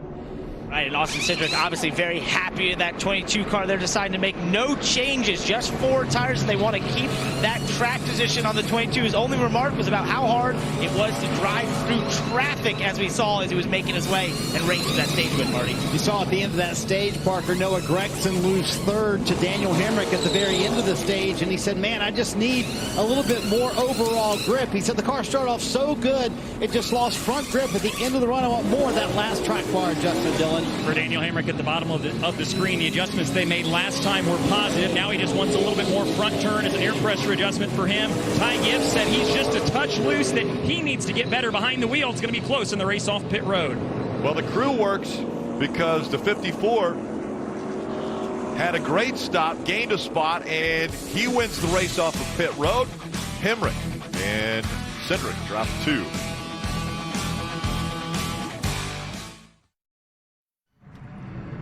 Tomorrow on NBC, Sunday Night Football. Carson Wentz and the Colts visit Nick Bosa and the 49ers. Coverage starting at 7 p.m. Eastern with Football Night in America. Can't wait for that battle. We've had some great battles on the racetrack already up to this point, and it's been Ty Gibbs who has looked very impressive. Allmendinger wins stage 1. We see Austin Cindric win stage 2, but can Ty Gibbs now, after a penalty on pit road, he was speeding when he came on this most recent, can he come back through the field and challenge for the win here? Well, we saw John Hunter Nemechek do it last week in this 54, but it doesn't seem to be quite as dominant speed-wise as it was a week ago. That 22 is going to battle him. I think if you're a playoff driver, you're almost excited to see the 54 cycled out. That allows you guys to get to the front, because while we've talked points, and points should be perhaps the main concern, let's not forget the golden ticket, and that's victory lane. If you win this race, you have advanced to the championship 4 at Phoenix. So without Ty Gibbs lining up at the front of this restart, I think the playoff driver is going to be a little more relaxed, although a long final stage, Rick. All right, drivers, we ask you this question. With being in the playoffs, those 8 drivers, how aggressive do they get at the end of this race? I think they get more aggressive, especially the ones who are starting to fall behind a little bit in the points race as we go through the stages. And some are getting points and some haven't today. So some of these guys might start to get a little bit more and more desperate. And that's going to absolutely bleed into this last stage and then on into Martinsville as well next week. So I think things are going to start picking up. Oh, they have to. I think some drivers, Steve talked about it a little bit ago, Harrison Burton, Brandon Jones did not get very good points. Justin Haley as well. Harrison Burton now starting toward the front of the pack. He has to get aggressive. He has to take advantage of this track position. As we're getting ready for the restart, Dylan. You guys having a tip as a cap to Myatt Snyder. He'll restart 6th here. This racetrack felt like was going to be a really good opportunity for them to have a good run, and they want to win here today just to prove that they belong in the playoffs. But Myatt was really confident that I like this racetrack, can move around a lot, just like we could at Homestead, where they won earlier this year, Marty. Dylan, how about Justin Allgaier? Remember on the last stop, they restarted 17th, was only able to make it up to 7th. Now he restarts 7th in a position where he can see the front and maybe go after the win this afternoon, Parker. Well, Marty, for Brendan Jones, we've seen him struggling because the nose is too high in the air. So what has that team done twice? Taken Packer out. This is 3 8-inch Packers that just came out of that race car trying to get that splitter close to the ground. And Steve, as you know, that is everything in this game to make the aerodynamics work. That's what the 19's been struggling with. This see in this final stage. This helps them get that car in the right direction. That does not fall under fine-tune adjustments. Really? No, that falls under yard sale. Big changes. So we'll see if it helps this 19 car. Over 100 laps in this final stage. Pit stop required if this goes under green. Brandon Jones knows what he likes here at Kansas. He's won twice. It's Hemrick and Cindric. And stage 3 underway. Harrison Burton has made his way up into the top 5. Gregson, Allmendinger, Myatt Snyder up here fighting for position. Oh man, the 18's sideways. They wreck coming up at turn 2. Hurry here. Lock it down, lock it down, lock it down. Straight. Keep the wheel straight. Noah and the 18 of Hemrick. All right, get it rolling here. Close racing and a lot of damage to the left front of the 18. A lot of damage, but not as bad as it could have been. The 9 car, he's got some right front damage as well, but I don't know that they ever hit really hard. Let's go back and watch a replay. Certainly body damage, but how much damage to the chassis?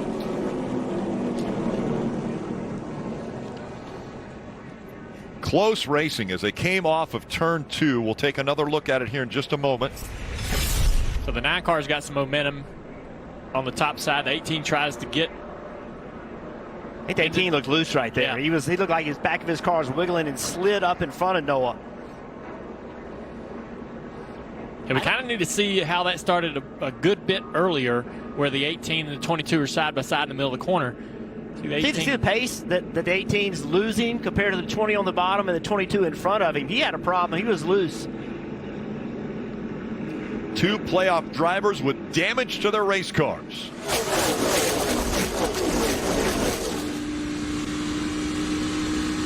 If you need it, clear behind him. If you need it, 18's backing up. Stay bottom, stay bottom, stay bottom, stay bottom, stay bottom, get bottom.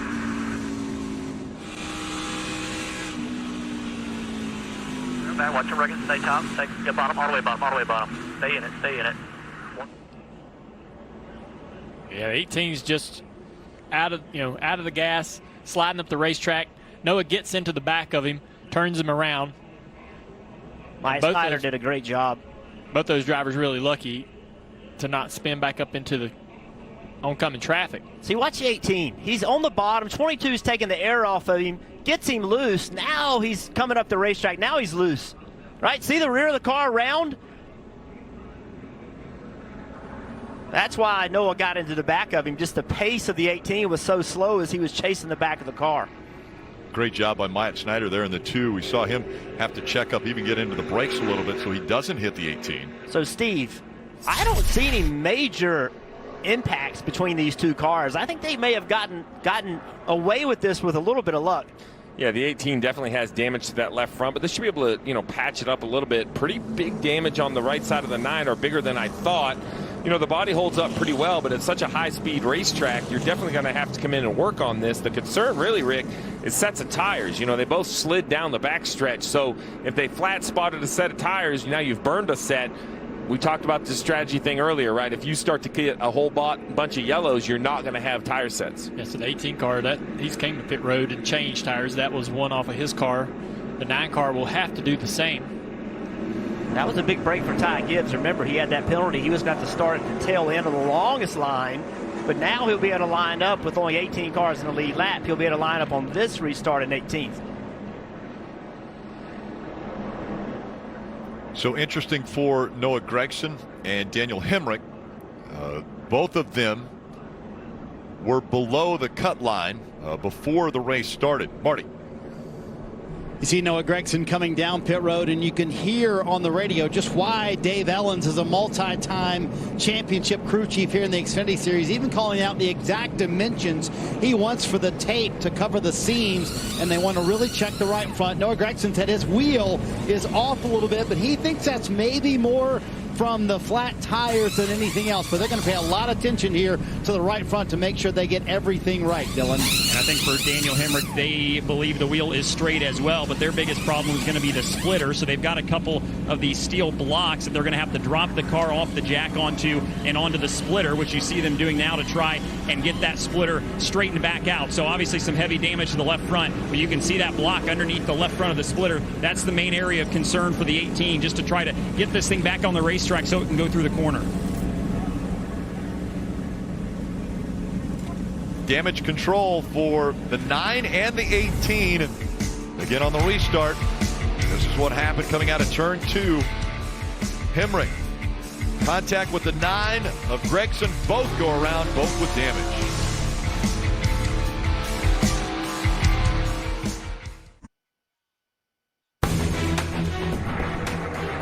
Allgaier got loose, got into the back of the 20. Allgaier into the wall. The 20 also major damage.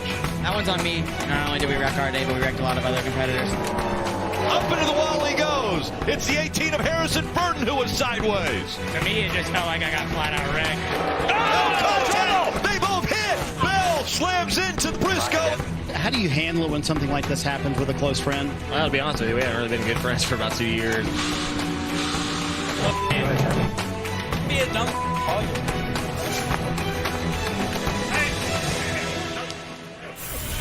Tempers have flared here at Kansas before. Will they once again? After we've seen here early in this one, some contact made. Now the 9 and the 18 both have damage to their race cars.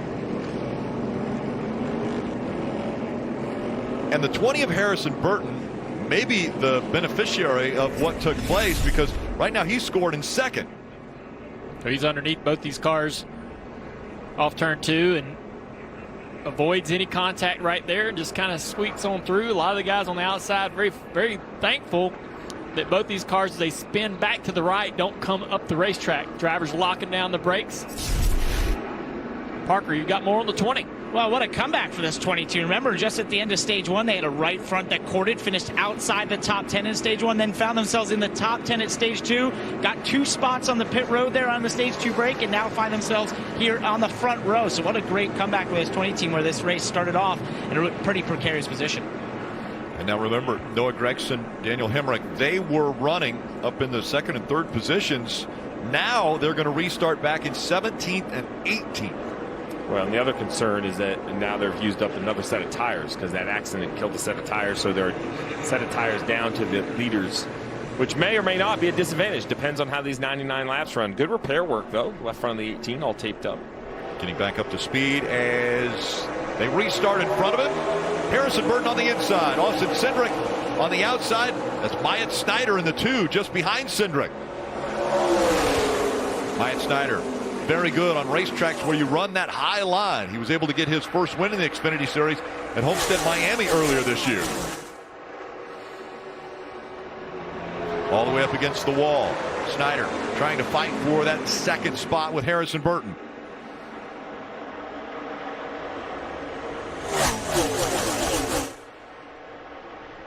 Cindric pulls away with the lead. Myatt Snyder to second. Harrison Burton third. Allgaier. Riley Herbst in the top 5. Another car we didn't see in the original replay right there, that 54 of Ty Gibbs. He had a little damage on his nose. They put some tape on it. I don't think it'll hurt the performance of that car, but it does stand out. Oh, as the 07 goes around off turn 2. Joe Graf Jr. and looks like he's going to be able to keep it off the inside wall, but that will bring the caution out again. Now 6 times the yellow flag has flown. Those cars in the wreck a few laps ago can now come back to pit road and continue to make repairs.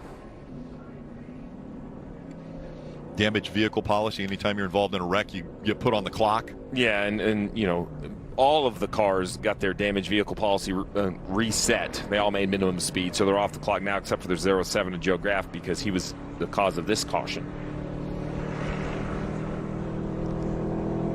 Take a look at what happened with the 07. They're clearly all the way already around. Not sure if he had contact prior to that or not.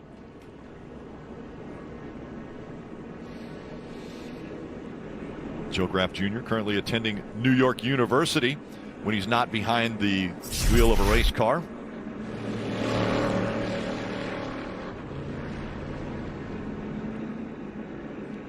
Looks like the splitter on the right or the left front of that car a little bit off, Steve.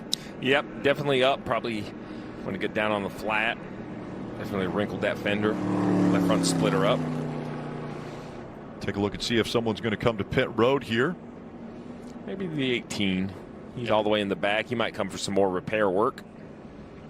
Yeah, I think you're right, Steve. Noah Gragson and his team look like they're satisfied with the repairs done, and you see the 18 diving on the pit road here to do a little more work.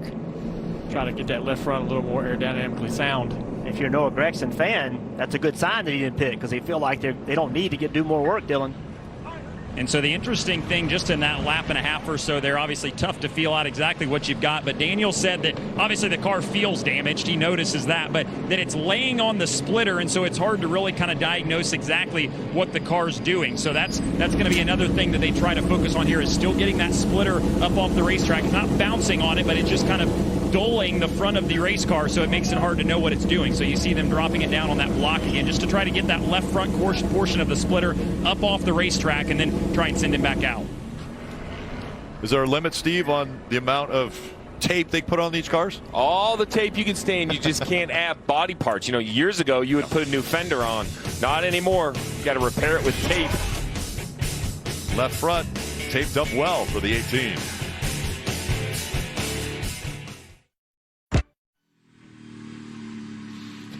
The reason why the intensity is ramping up here in Kansas is because next Saturday on NBCSN, the Xfinity Series playoffs are from Martinsville Speedway. That's right, the short track. Last chance to advance to the championship four. That race coverage beginning at 6 p.m. Eastern. So if that's what you have to look forward to, bumping, banging, short track racing next week, you'd love to be locked into the playoffs or the championship four from right here in Kansas.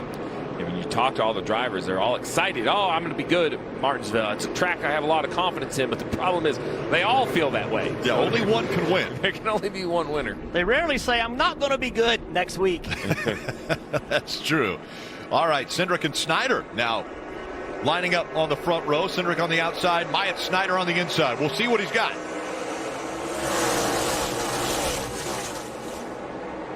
I did a good job. Great restart. Yeah, he did a good job. He got a little help from A.J. Allmendinger down into turn one.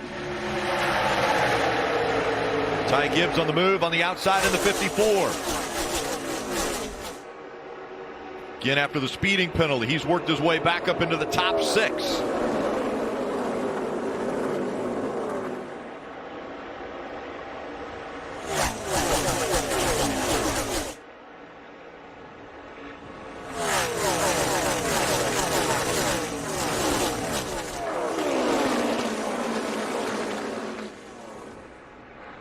Harrison Burton running that high line in the 20.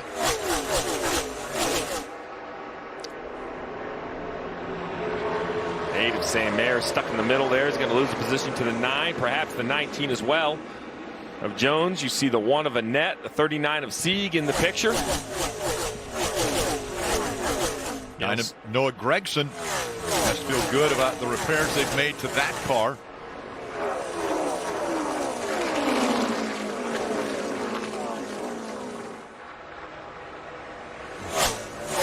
Myatt Snyder. Yeah, Harrison Burton to the inside of the 2 car. Myatt got up into the fence, or maybe just lost the back of the car there and had to lift a lot. Lost a lot of momentum down the back straightaway. Lost several positions. Ty Gibbs going to slide up in front of him. Oh, Myatt to the outside. A little contact right there. Myatt gets out of the gas. Ty Gibbs did not want to get to the top because he wants to run this wall down here in 1 and 2. Haley able to clear the 2 as well. So Justin Haley in that 11 able to get by Myatt Snyder. So Snyder, after running and challenging for the lead here, has fallen all the way back to 7. And now Noah Gragson has him in his sights.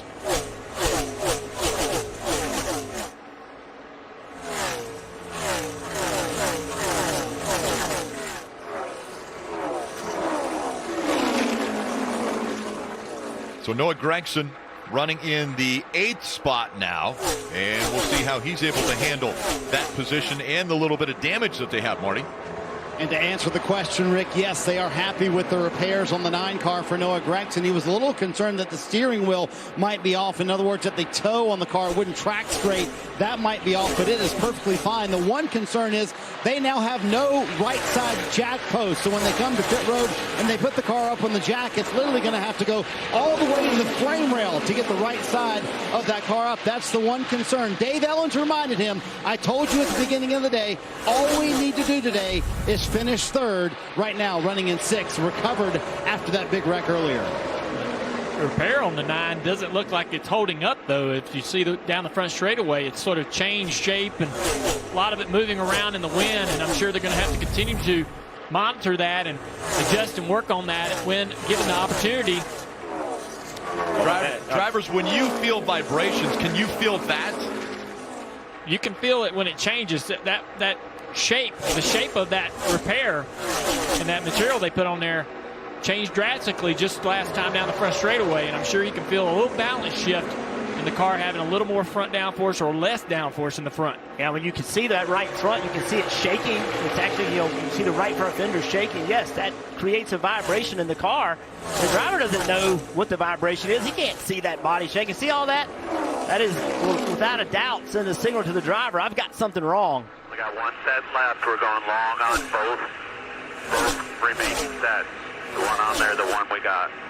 Yeah, you heard that. That's crew chief to driver. Listen, you're going to see a lot of different strategies here, but we only have 1 set remaining because of that accident, so we're going to have to kind of run long on this set of tires as the 9, even with that damage, pulls to the bottom of the 16 of Allmendinger now. So now the 9 is wishing his car wasn't damaged, and if you're Allmendinger, you are thoroughly frustrated right now when you look to your left and you see this 9 car that you see wrecked down the backstretch, taped up fender drives by you, Marty. Just on cue, as they were saying it, Steve, a moment ago, Dale and Jeff, literally they told Noah Gragson, hey, that tape is coming off. Dave Ellens said, you might pick up a vibration here. He said, I don't feel anything. I feel fine. And yes, to answer your question, when he saw the 9 go by, A.J. Allmendinger said, how did they just drive through me like that? Yeah, demoralizing when the car, who was spun out on the backstretch about 10 laps ago, drives by you on the front stretch. We saw Dave Ellens there. I was able to play in a golf charity tournament with him just this last week, and he told me as we were walking around the course, he said a top 3 in the stages and a top 3 in the race will feel comfortable going to Martinsville. That doesn't mean that we feel like we're locked in. We'll feel comfortable going to Martinsville. And I call you out, there's no chance y'all were walking around the course. You mean riding around in a golf cart? There was a golf cart. Because there ain't no way y'all walked 18.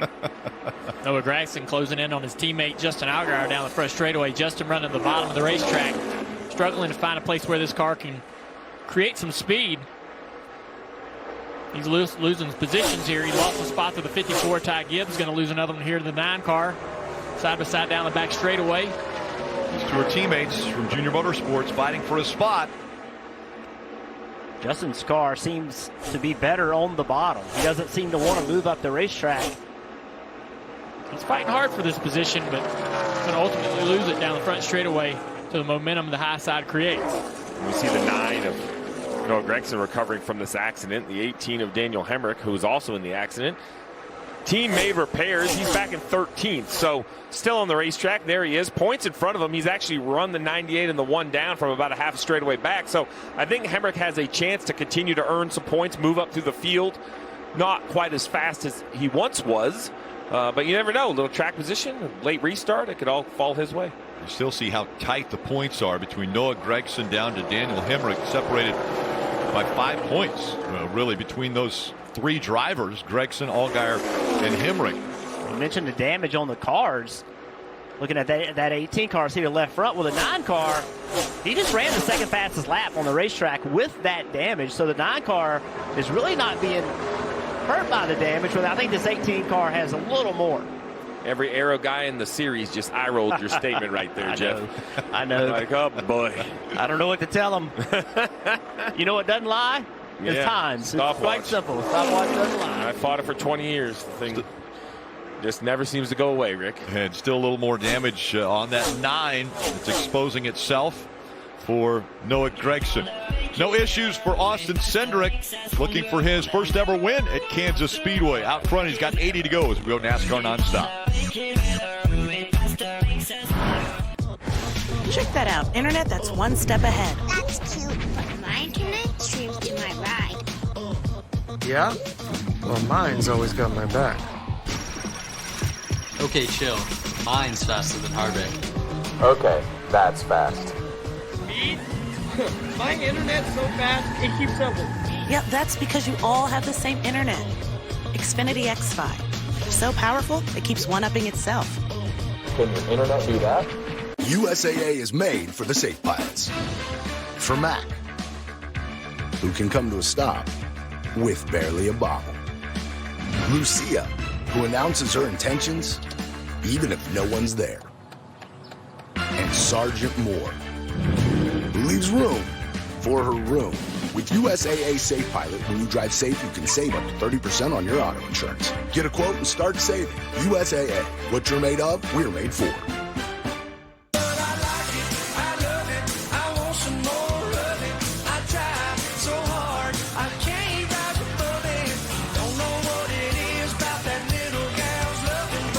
Applebee's. Now that's eating good in the neighborhood. PNC Bank believes that if your phone can help you track your pizza, then your bank should help you track your spending. Virtual wallet with low cash mode from PNC Bank. One way we're making a difference.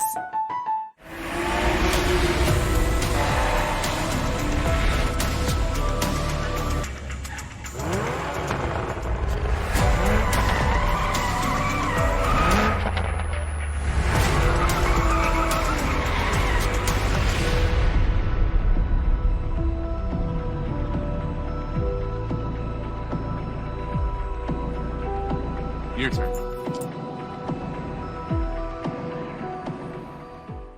I am a driver with a dream.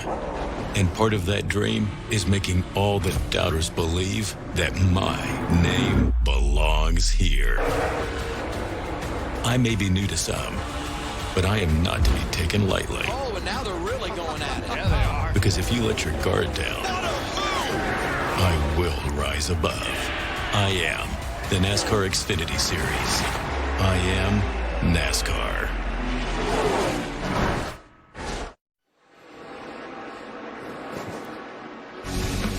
Tomorrow on NBCSN, another chance to advance to the Championship 4, and who's going to join Kyle Larson in the NASCAR Cup Series playoffs in that Championship 4 race coverage from right here in Kansas, beginning at 3 p.m. Eastern, pre-race at 2 o'clock. You see the haulers just outside of the racetrack. They're ready to come in at the conclusion of this race. Myatt Snider battling back in the 2, trying to get back to the positions he was in. And running that high line, Snider in the 9th position now as he gets really loose coming off at 2. Yeah, right behind Snider, the 11 of Justin Haley. Just not very good today, running 10th. You know, that's not an awful position unless you're in the playoffs. And then you say, well, I only have Hemrick with damage behind me, every other playoff car in front of me. So that 11 of Haley trying to, you know, salvage some points here. Currently 19 below the cut line, you see on the bottom left. So just try. You just want to. I mean, 19's a lot to think you have to go to Martinsville and make up, right? Let's try to get that down to 15, maybe to 10. Much more manageable. And Steve, with 73 laps to go, the pit window you mentioned was 58, maybe 60 laps. Are you going to try to come in early, or are you going to wait as long as you can, run as far as you can on fuel before you come to get those fresh tires? So Saturdays are very different than Sundays. On Sundays in the Cup Series, with the depth of the field, everybody kind of splits it right in the middle, so you have the freshest tires for the most amount of time. In the Xfinity Series, it seems to be a bigger risk to pit early. So most of these drivers normally run very, very long. So I expect these guys to run another 30, 35 laps, even though they could make it in fuel in about 10 more, run nice and long, have the freshest tires on at the end of the race if it goes green. How about Harrison Burton? What a run Harrison is having now, as apparently they've made the right adjustments on the 20 car, and he's closed the gap on Austin Cindric.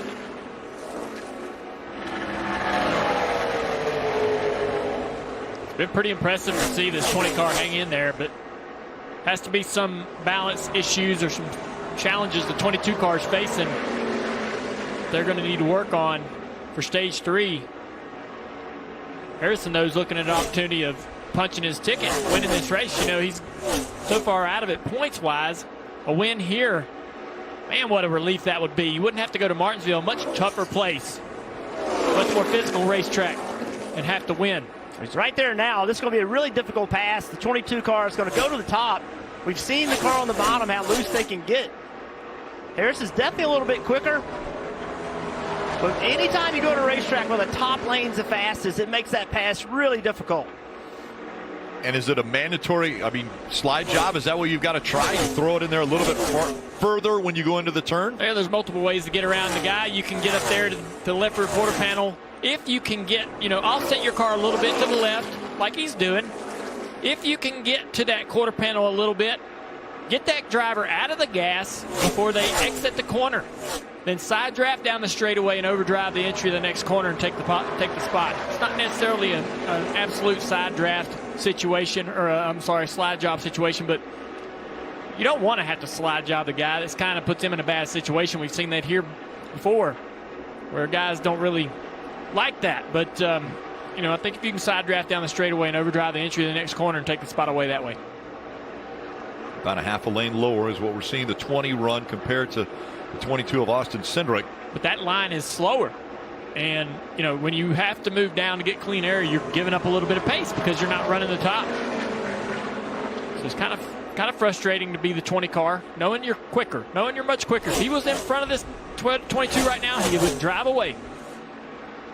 And behind them, you see the 54 car. They had driven away from him, but now I feel like Austin's holding Harrison up just a little bit, so that's going to allow Ty Gibbs as well as Noah Gregson to catch these guys. So we see it closing in between the top two. Remember, these two drivers are heading to the Cup Series next year. Austin Cindric will drive the number 2 for Penske Racing, and Harrison Burton will be in the 21 for the Wood Brothers in 2022. As we see on the bottom of the screen, Brandon Jones closes the gap now on the 16 of Allmendinger. Here comes Sam Mayer in the 8 as well. Those two battling for the lead. They call lap traffic in a really bad spot. That's going to help Ty Gibbs gain on them a little bit. Man, AJ's car is struggling after winning stage 1. What a run here. Harrison Burton to the inside for the lead. That car in front of him is going to give him a lot of room, though, but not the bottom of the racetrack. Harrison's going to have a decision to make. It's going to be difficult for him. Can he maintain position on the inside of 22? Trying to side draft down the front straightaway here. Can he do it? He seems to be there still, Jeff. He is. Cindric got really loose on corner exit. Again, Ty Gibbs continues to close on him. Cindric loose. You can see Harris going to be in a car in the wall right in front of the leaders. They go by so close. And the caution comes out. Mason Massey in the 5. Damage to the right side of that car. Steve, you mentioned up into the wall. Yeah, right in front of the leaders. And I was just concerned. Drivers, we've seen when you commit to the top like that, why you would think you could just turn the steering wheel left. With the speed you're carrying, it's not that easy. Luckily for the 22 of Cindric and the 20 of Harrison, they could see far enough ahead of them or got information from the spotter and both avoided the slow car. Saw Mason look like he was going to try to drive off from that. A lot of damage to the right front. This is Mason's last race with this team this year, so not ending the way he wanted it to end. Rolling, bring it to me. Pit road. And the sparks. Looks like the right front tire blew on this car as quickly as he goes into the fence. We saw the tire was flat. I believe it went down before contact. Nothing he could do there. This is what got my attention. Those two leaders. I remember, what was it, Noah down in Miami. Just never know when they're committed to the top like that with the pace they're having. And Steve, this is the time of the race where those guys that had to pit earlier because they got in that accident, this is the time of the race where if they don't have tires, as many tires as everybody else, what do they do here? The problem is 64 laps to go. We think they can go roughly 60 on fuel, so you've got to stay close enough to your window. And the two you really got to highlight, I'll circle them, right? Noah Gregson right here with one set and Daniel Hemrick. They're behind. They're a set behind. So I think they have to pit here, but they are in a bad, bad way because if any other yellows from this point forward, they won't have tires to put on, Parker.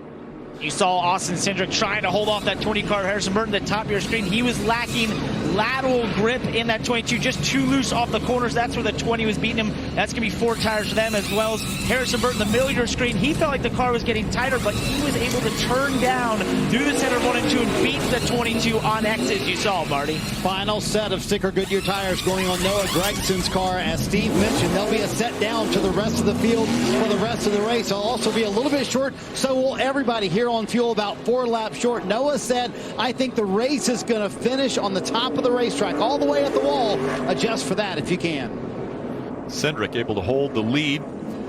Gibbs gains a spot on Harrison Burton on pit road. Gregson and Allgaier holding on to their top 5 spots.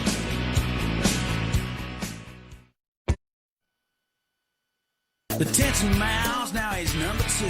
All out of rubber and running on fumes. It's door to door, out of turn 4. He sees those checkers and he hears that roar. And the crowd goes wild. You're watching NASCAR Xfinity Series playoffs. The Kansas Lottery 300 from Kansas Speedway. And it now will be Cindric and Gibbs making up row 1. Austin Cindric will restart on the outside of Ty Gibbs. Gibbs looking for his 4th win of the season. Doesn't run full time in the Xfinity Series, but running for Rookie of the Year, as Austin Cindric will be on his outside again, looking for that locked in spot in the playoffs. Just behind the 54 is the 9, Marty. Sitting in 4th a moment ago, Noah Gragson and Dave Ellens had a conversation about being out of tires. Listen in. Hopefully this goes green to the end. We don't have any tires left. Everybody else has 1 more set. It'd be a shame to get put out of the chase by not having enough tires. So there you go. And there was a debate after that, Steve, where they said NASCAR did not give us a set after we spun. They were thinking maybe they would be awarded another set. What's your take on that? Should that be allowed? Well, if I was Dave Ellens, I absolutely would be politicking for a set. But I think NASCAR needs to stay out of the tire business. There have been opportunities where they've given tires to teams, but I just don't like it. It's unfortunate for the 9, but I feel it's the same for everyone if NASCAR doesn't ever give anyone an extra set of tires. 60 laps to go. From here in Kansas, a guaranteed spot in the championship 4 up for grabs. Austin Cindric getting a push from the 20 of Harrison Burton, and Ty Gibbs trying to utilize that shorter distance around this 1.5-mile racetrack. Ty did a great job. He's going to have a good side draft down the back straightaway.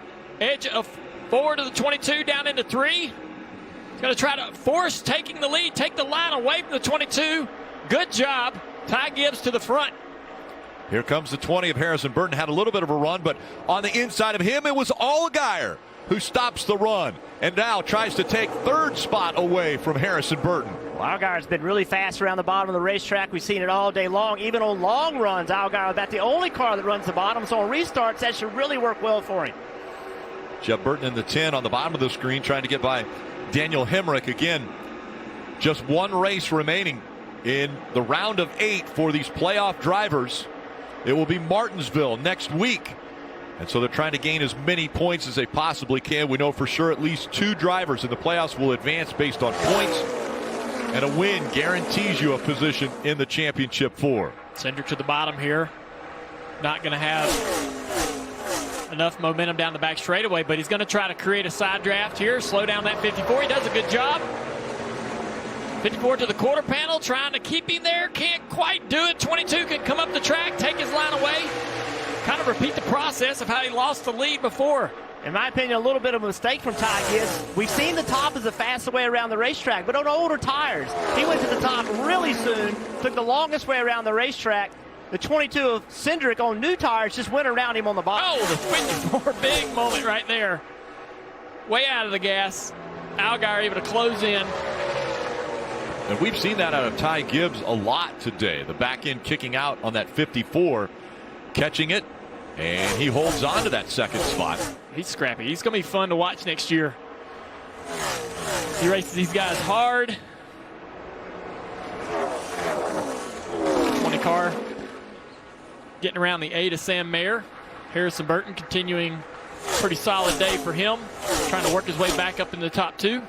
Yeah, this restart's not been good for Harrison. He restarted 2nd and hasn't had the pace on this start. Good run for that 8 of Sam Mayer, as you guys mentioned. I'm looking for this young driver to start finishing some runs like this. He has pace at times, but I think his experience, perhaps, or lack of, gets the best of him, and he kind of puts his car in bad positions. But here he is doing a nice job patiently racing these guys. He's up inside the top 5. We'll see if he can finish the run off with 55 to go. Yeah, it would be a career best day for him. His best finish so far in the Xfinity Series has been 9th at Atlanta earlier. Okay, so that was a better decision by the 8. A decision we haven't seen from him several times. He tried to drive in there and slide and get in front. He couldn't do it, and he just quit trying rather than force it. Now, go fight another lap. So a good decision right there by Sam Mayer. I know he gave up 2 spots, but you're not going to make every pass work. A young driver that's had trouble finishing races, that was the move you want to see him make. And as we were watching that battle, we heard a radio say we were good on fuel. We're hearing that's the 22 of Cindric. I wondered, it was very close to their window, if they could make it. But it appears the 22, the leader, feels he's good on fuel. We'll continue to monitor all the radios and see what the rest of the field thinks as the laps wind down. And that's right on the outside of this fuel window, right? About 60 laps is when we restarted. That's what you thought maybe was the outside laps that they could make on fuel? Well, but I'm pretty confident I was withheld some truth, some TV for my 20 years down in the garage area, so I don't know why they would tell me the truth. I mean, they gave me a good, close enough window. Okay. And every race is different, right? How much the lap times fall off, how much you're out of the gas on old tires can really affect how much fuel can, you can burn over an entire fuel run and how far you can go. Hemrick lost some spots. He's 2 cars in front of Brandon Jones on board the Toyota car. Right here, the left front damage. It seems like when the tires age, Hemrick is okay on pace. It's brand new tires at the splitter, I'm sure, is on the ground because he could not go early on this run, Dylan.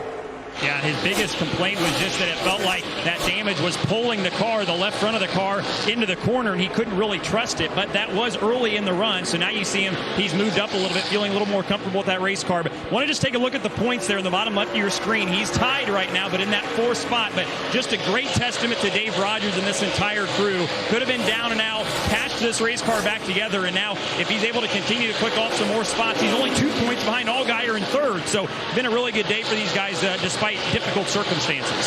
17 points earned in stages today is going to help this 18 car have a decent day if he can finish in this location. And after you've spun down the backstretch with contact with another car, I think you've got to be happy to even be in this race still. Hemrick, top 5 finishes already in the first 4 races of the playoffs for the 18 teams. We see Harrison Burton now fighting back, and he's going to clear the 7 of Justin Allgaier. Oh, almost clear the 7 of Justin Allgaier as Allgaier fights back on the outside.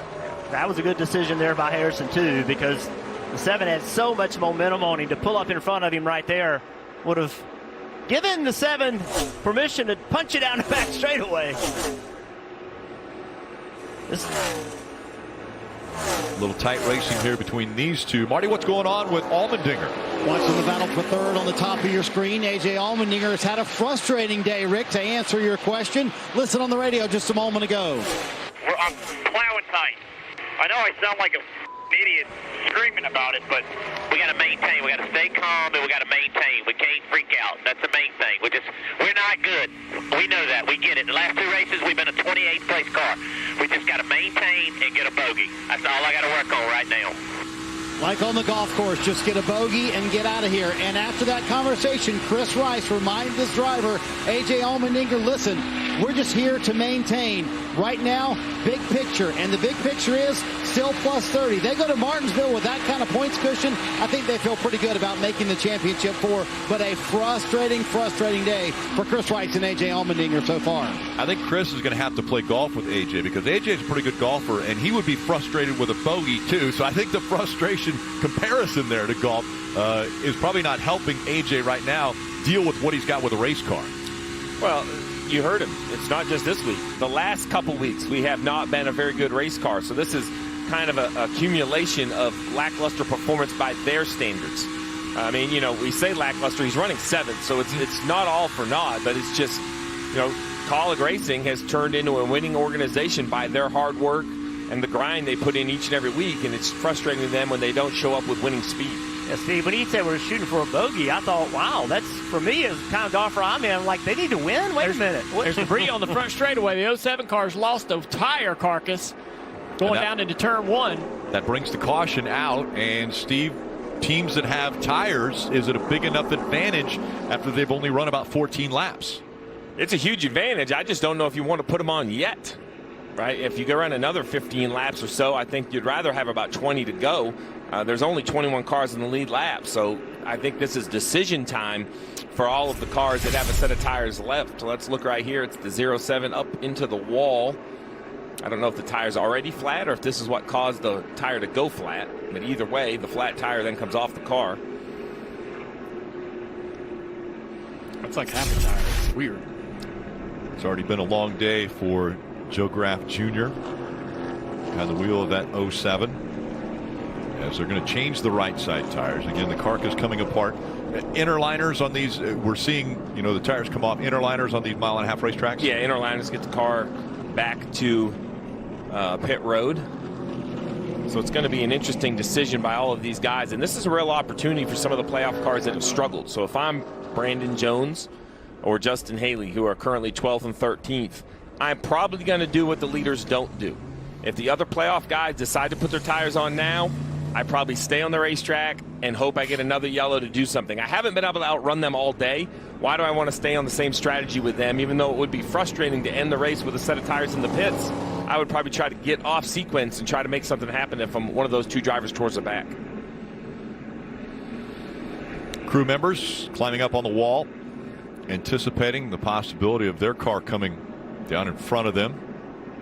Again, it'll be 44 laps to go next time by. Pretty organized. Looks like all the leaders are going to come to pit road. We'll see if anyone else chooses to stay out or if everybody follows, Parker.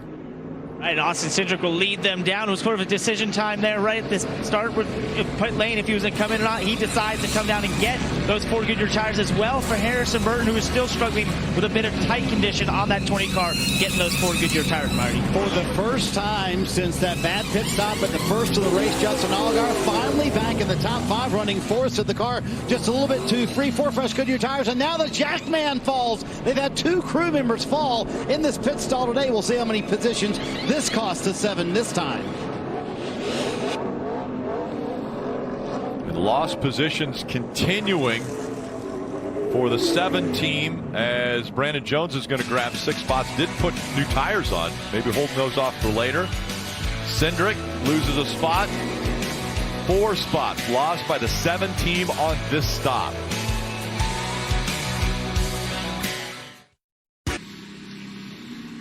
A little later tonight on NBC, USC taking on the Fighting Irish of Notre Dame, currently 13th ranked in the country. And then it's Saturday Night Live. Jason Sudeikis and Brandi Carlile will be a part of Saturday Night Live. Have you watched Ted Lasso?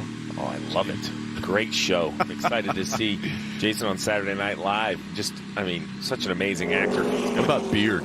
I love Beard, too. That's like working with Jeff. So you see right here the Jackman on the 7, everything pretty good on the right side, goes around. It just seems like he just loses his footing. I'm not sure if he, tripped on a lug nut or something we can't see on the screen. The Jack goes down. A good recovery. He does a nice job recovering, but definitely cost the 7. It said he lost 4 spots. I call it 2 because there was a couple guys that didn't take tires, so I don't think it was as bad as it looked. Let's listen into the 7. We're like last of the cars. If you want to come back down and put us in a scuff back on, we could and save that set for the end. So there's conversation between the driver and the crew chief. The big conversation here is who has tires left. Most of the field does not, but there's a few exceptions. The 16 of Allmendinger, the 11 of Haley, and I believe the 1 of Annette. The 19 of Jones perhaps as well. He took gas only. So it's 3 or 4 guys that have 1 set of tires left. We get a caution with, say, 20 to go, and they will be the guys to try to beat. And coming back to the green flag, Noah Gragson. On the outside of row 1, A.J. Allmendinger on the inside. Green flag back in the air.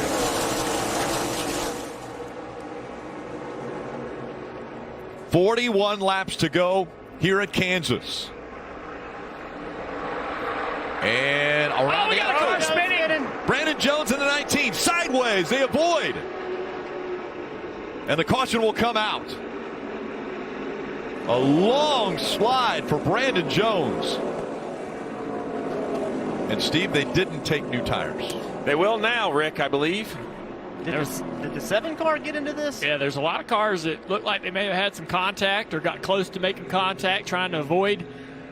Looks like the 7 may have gotten lucky and avoided any kind of damage. But watch this 19 right in the middle of the racetrack. Just gets loose. Loses that side force on the right side of the car from the 22 driving by, going by so quickly on those newer tires.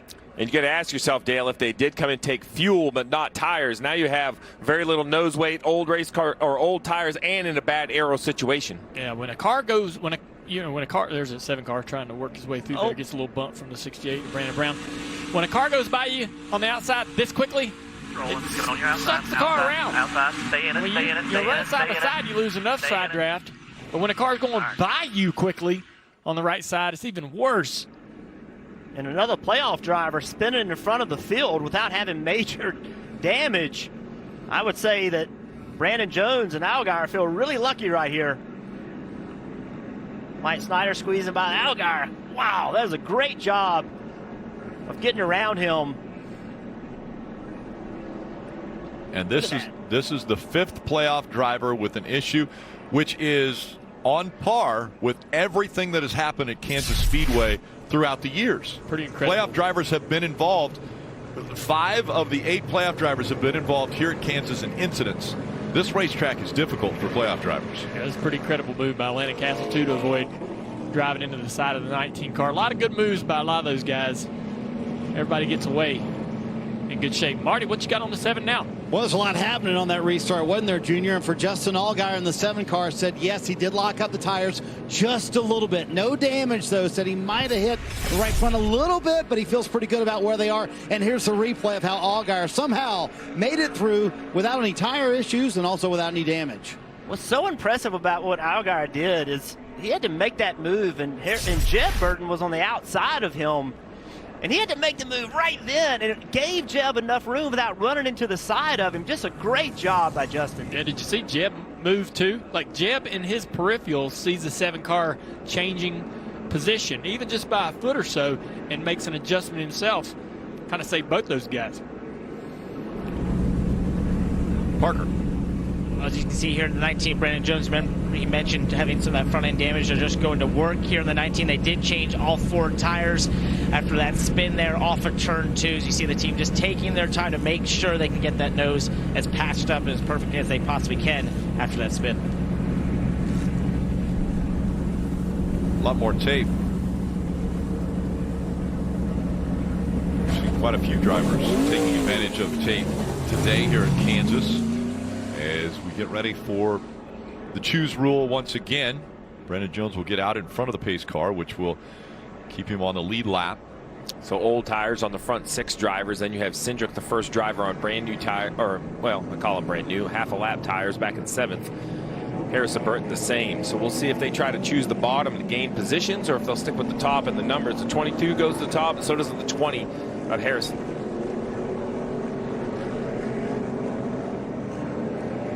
Gregson will be on the outside, Allmendinger on the inside for the restart.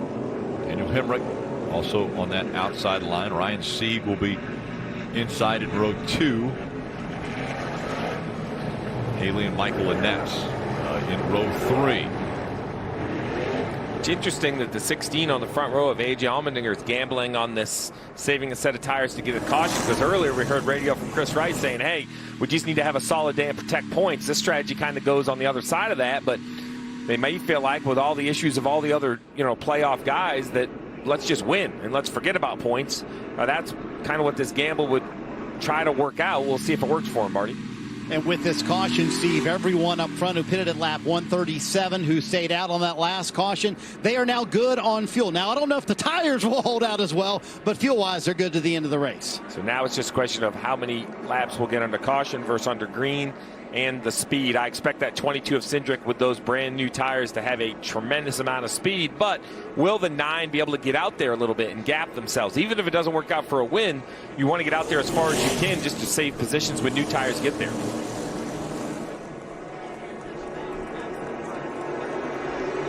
Back up through the gears they go. Gragson and Allmendinger still side by side for the lead. Little help from Hemrick. And the 18 is going to push the 9 out front.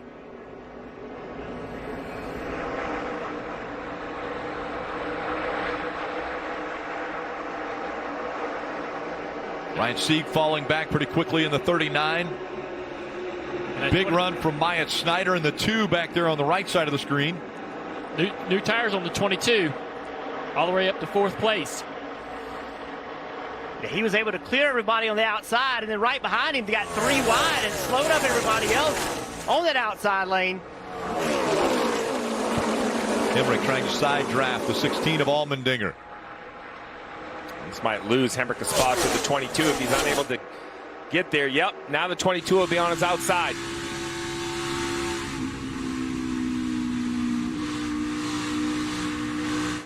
Three wide and right through the middle. Threads the needle. The 22 of Austin Cindric up to second. Just a great job by Cindric of getting through all that traffic with his newer tires. The next guy on new tires is Harrison Burton, but he's back in 7th.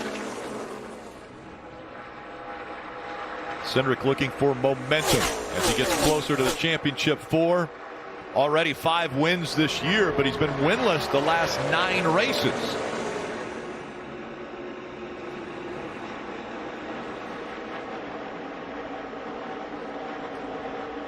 And for the lead, Cindric has the nose in front when they cross the start-finish line with 34 laps to go.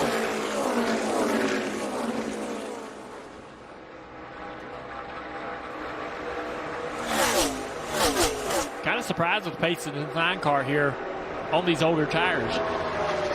And the decision to stay out. I think this race continues to go green. I didn't think that they would finish in the top 10, being down a set. Take care of your tires. No pressure. 6 to the 9, 8 to the 8. I have to agree, Dale. You know, I knew the 9 didn't have any choice in the matter, but I thought they were going to really get beat. But using that clean air out front, doing a really nice job making the most of the day. I mean, you know, remember, the 18 was kind of the accident. It came across the 9's nose. Poor Noah was just there. So you just have to recover, keep yourself in it. There's the 18 of Hemrick.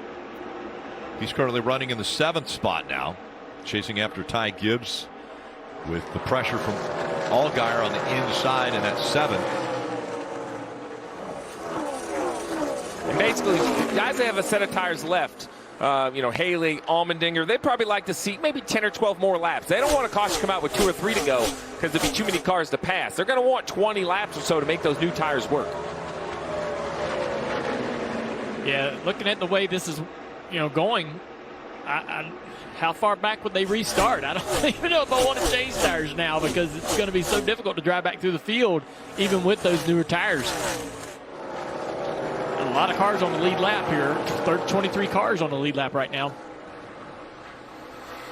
Austin Cindric with a 1 second lead over Noah Gragson on those older tires. Sam Mayer up here in the top 5. Harrison Burton, Ty Gibbs all up there as we go NASCAR nonstop. USAA is made for the safe pilots. For Mac, who can come to a stop with barely a bobble. Lucia, who announces her intentions even if no one's there. And Sergeant Moore, who leaves room for her room. With USAA Safe Pilot, when you drive safe, you can save up to 30% on your auto insurance. Get a quote and start saving. USAA, what you're made of, we're made for. Check that out. Internet that's one step ahead. That's cute, but my internet streams to my ride. Yeah? Well, mine's always got my back. Okay, chill. Mine's faster than Harvick. Okay, that's fast. Speed? My internet's so fast, it keeps up with me. Yep, that's because you all have the same internet. Xfinity X5. So powerful, it keeps one-upping itself. Can your internet do that? And Toyota wins again!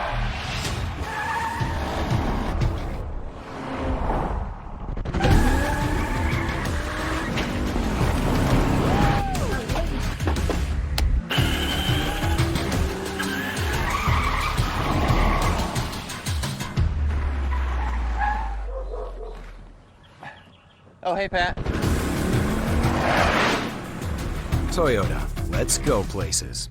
I am a driver with a dream. And part of that dream is making all the doubters believe that my name belongs here. I may be new to some, but I am not to be taken lightly. Oh, and now they're really going at it. Yeah, they are. Because if you let your guard down, I will rise above. I am the NASCAR Xfinity Series. I am NASCAR. Keep calm. Woo, woo, woo. And Terry on. Are you paying attention? No, I'm admiring my guns. The Bradshaw Bunch. All new. Wednesdays. Only on E! You're invited on a crisscrossing journey across the world of speed. The NASCAR playoffs continue in Kansas on NBCSN.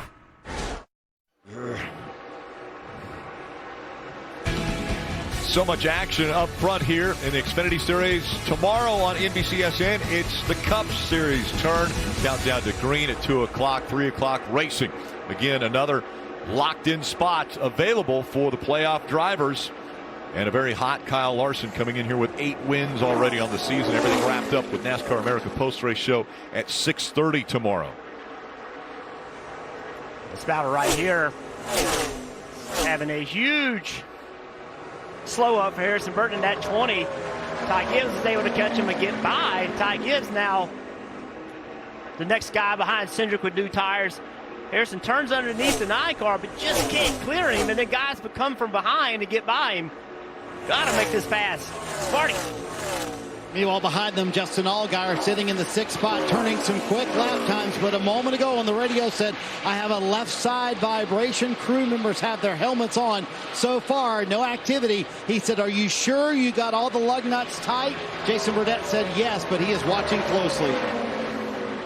We didn't mention Sam Mayer as a spoiler to start the show off, but how about the 8 of Sam Mayer running up here in the top 5 now?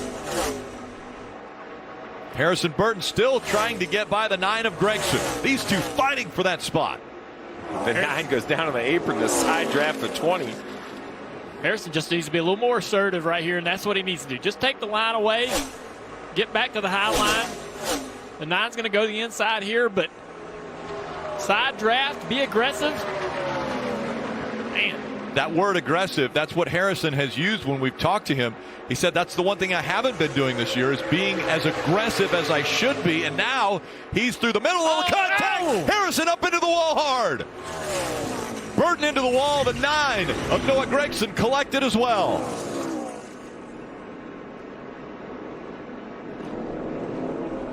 Huge implications for Noah Gragson right here with the playoffs. Harrison was already in a position where he was almost going to have to win at Martinsville, but not for Noah. Noah's in a really good position with points. You see the points on the screen as each car goes by. Gragson, window net down. We saw Harrison Burton putting his window net down. AMR safety team to both drivers.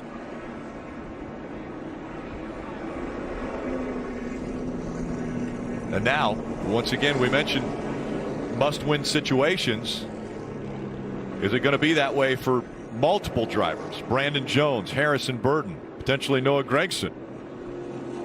Yeah, I think so. I mean, you go to Martinsville, and the guys that are in the green, they're going to have great days. They're going to run well. That's the way you got to assume they're going to run at Martinsville, and you're going to have to go in there and steal the show. And in racing, only one is able to win. So if you're going to win your way in, who can do it? Well, we've seen Harrison Burton do it before. He won a year ago at Martinsville. Those 3 cars, the 20, the 9, and the 8, had been racing, swapping positions for the last handful of laps. And right there, it just seemed like they got 3 wide off turn 4, and there was some contact. See Harrison get out. For a big hit for Harrison. Good to see him get out. Mandatory trip to the Infield Care Center. You see him waving to the fans here at Kansas.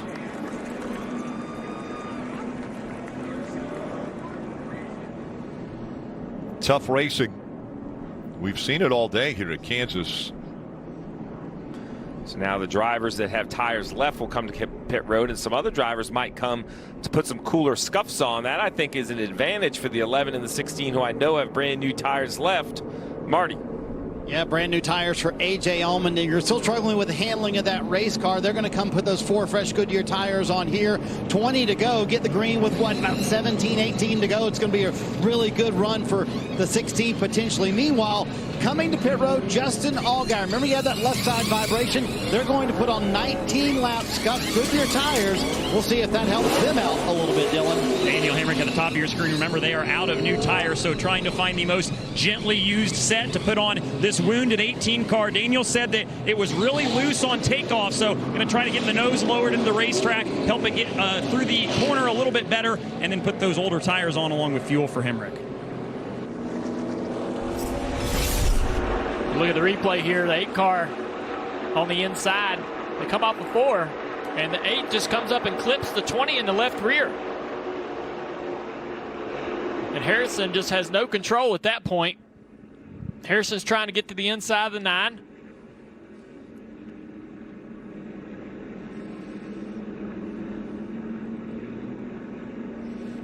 Huge impact right there. Rear tires off the ground.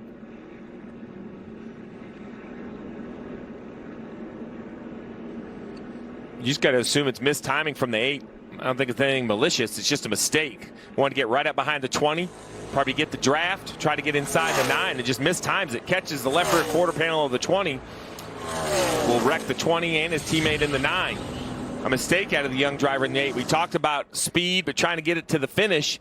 This mistake right here won't cost the 8 any positions, but it will cost the 20 and the 9. Look at how high the rear tires came off the ground on Harrison's car. That's a huge impact. Look at that.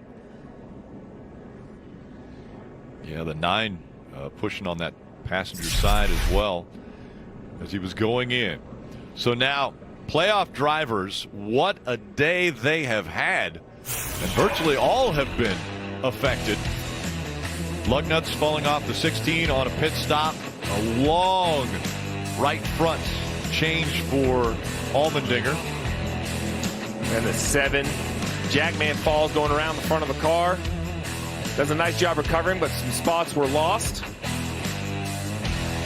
So Gregson, Daniel Hemric making contact. Those had damage, but were able to carry on. Not too much damage to have good speed. Brandon Jones spinning on old tires. Everybody avoids.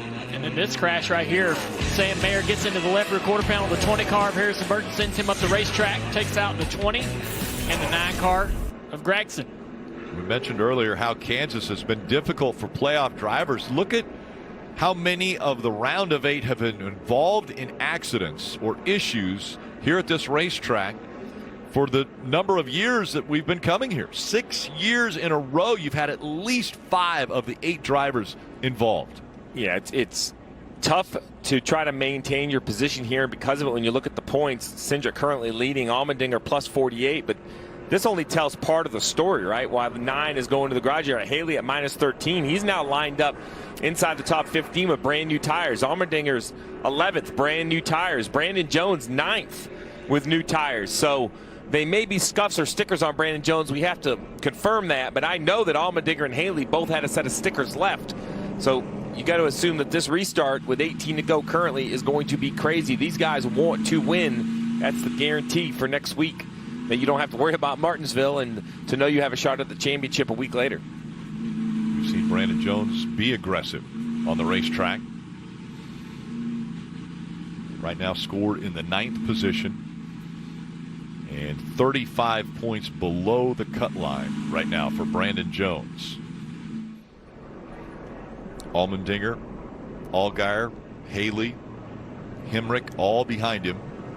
Again, Harrison Burton, Noah Gragson out of their race cars and out of this race. You talked about all the issues for the playoff drivers here at Kansas. I don't know what it is about the playoffs this year, both on Saturdays and Sundays, but the non-playoff drivers and the playoff drivers, the line has never been blurred this much. I want to believe in my career, as I've watched these races and called them with you, Rick, that there was a lot of positions conceded by non-playoff drivers. And now right there, I mean, a mistake by Sam Mayer, nothing on purpose. But the fact is that mistake cost 2 playoff drivers. And I want to believe 4 or 5 years ago, I just don't see these non-playoff guys, contesting. I think they say, you know what, you guys passed me, I'm going to let you go fight it out. This young man, full-time at Junior Motorsports next year, he's trying to race for his partners, and I understand it. But the conversation all week long with the fan base was how playoff and non-playoff drivers would race one another. And every week I say, nah, it's not a story. It'll calm down. And every week I'm proved wrong. And once again, we see it. A non-playoff driver making contact with a playoff driver who happens to take out another playoff driver, which is Sam Mayer's teammate, the 9 of Noah Gragson. And now we have a restart with fresh tires back a little bit farther. If we get a nice wide shot, we're going to see Allgaier, Allmendinger, and what they have in front of them. 17 to go, 16 to go when you take the green. So if you look back about 5 or 6 rows on the bottom of the racetrack, you see that 11. Justin Haley, that's brand new tires to his outside, his teammate, the 16 of Allmendinger. Both gambled, saved a set of tires, and now they are going to have a chance. Yeah, Steve, you mentioned the non-playoff drivers racing the playoff drivers. And, listen, they have an opportunity to win this race. They need to try. There's no question about it. It's very frustrating as a playoff driver, though. Gosh, I've earned my way here. I've earned the opportunity to race for a playoff. But Sam Mayer's trying to figure out how to be a race car driver. We talked about it a lot with Sam. He's fast, but he steps over his toes a little bit sometimes and gets into trouble. That's just an example. He's got to go back and look at it and just say, how can I be better? What can I do be in that situation? What could I have done differently so that he can be a better race car driver? Speed is not an issue with this young man. He is going to go fast. And let's not forget, that's what this series is for, right? Right. This is Saturday, right? These are the younger, up-and-coming stars who hope to make it happen on Sunday. Learning every single lap now. 16 laps to go from Kansas. For Cindric, it's a guaranteed spot in the championship 4. For Ty Gibbs, potentially another win. Not in the playoffs. 3 wide, here comes Brandon Jones in the 19.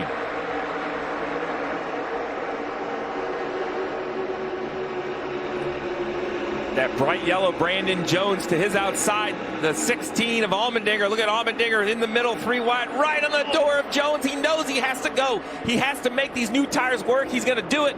15 to go. I think Allmendinger has a chance to run the leaders down. That was an aggressive move by Allmendinger. You're talking about a guy that just needs to have a solid day, and he gets his left side on the right side of that 19. Easily the 19 could have spun out and taken him with him. Even if he doesn't run the leaders down, this strategy is going to net them a really, really solid finish. One that they probably weren't going to have had this strategy not been pulled. So good job by Chris Rice and all those guys. He's going to try to get up through there, chase the leaders down. But solid work on this 16 team today. Oh, I don't think it's if. I think it's how soon. I mean, he just went into turn 3 right there and just went to the bottom. It just blew by Maya Snyder. Maya's been fast all day, so great indication how fast this 16 car is. So he takes over 3rd and down the back straightaway, has a little clear traffic between him and the 2 leaders, Ty Gibbs, Austin Cindric. Big advantage he's got on these new tires. Shortest way around the racetrack, right? The other 2 guys, they got to use all the racetrack. Their tires a little bit worn out. They're going to be faster on the top. But this 16 car, he can get the shortest way around the racetrack. Oh, goes to the top this time. Trying to keep that momentum up as Allmendinger looking for his 6th win of the season. And it's not just Allmendinger. His teammate Justin Haley has not had a good day, has missed out on a lot of the stage points, only scoring 3 today. For that reason, he's below the cut line, but here he is inside the top 6. New tires, gaining points, Parker. Right, and Harrison Burton released from the infield care center. Harrison, just want to talk about that bump from Sam Mayer. Was it just ill-timed? Yeah, I guess so. I haven't had a good time to watch it, really. I don't know. I just crashed and got right out of the infield care center, so I haven't had a good time to look at it. It felt like it just, I don't know, I just got hit and got headed towards the fence. Such a bummer. We were so fast today. It felt like this was one of our better races, and we were really building on it, and just needed a different outcome, but that's all right. We'll go to Martinsville and try and kick their tail. That's must-win position for Harrison. Go to Martinsville, guys. And the gap is closed. Here comes Ty Gibbs in the 54, all over the back bumper of Austin Cindric. They've driven away from Allmendinger. So Allmendinger's only hope is for these two to make contact. It's down to these two. 54 is going to drive down into turn 3, try to clear him, get up into that top groove, take the line away. Cindric backs the corner up, tries to get a charge off the exit. It's not going to be enough to bring the fight back to Ty Gibbs. Yeah, not even close, really. Cindric got really slow in the middle of the corner. He looks like he's falling off with speed pretty bad right here. I mentioned both Collett cars that were on that strategy. I failed to mention the 02 of Brett Moffitt, that Our Motorsports car, also on this strategy inside the top 5, just working on passing Sam Mayer in the 8. Not a playoff car, but deserves a tip of the hat. A great gamble by the 02 paying off with a nice run. He's 7th in this race last year, so he coming here. Even at the start of the race, we saw him making moves on restarts with a lot of confidence in this car. Big run by Haley in the 11. And he goes to the outside now. Moffitt trying to take that spot away. Parker. Noah Gragson also released here from the Infield Care Center. You're involved in that incident with Harrison Burton and Sam Mayer. Is it frustrating to have a non-playoff driver affect you like this? Yeah, I thought Harrison was doing a great job, and myself, it's just, we're racing for a championship. Harrison didn't do anything wrong, but there he goes again. Just a bummer. Proud of this number 9 Bass Pro Shop team. A lot of fun. We kind of out of tires with the contact with Hemrick there on the restart. And, hung on really well for the tires we were on. And so great pit stops. Thank you, Johnny Morris, Rusty Sellers, everybody at Bass Pro Shops, True Timber. It's a bummer, but we're really good at Martinsville. We finished 3rd there last year, 2nd earlier in the spring. So, I'll get the situation from today handled, and we'll go to battle next week as a team. Just very thankful for the opportunity today to race here at Kansas.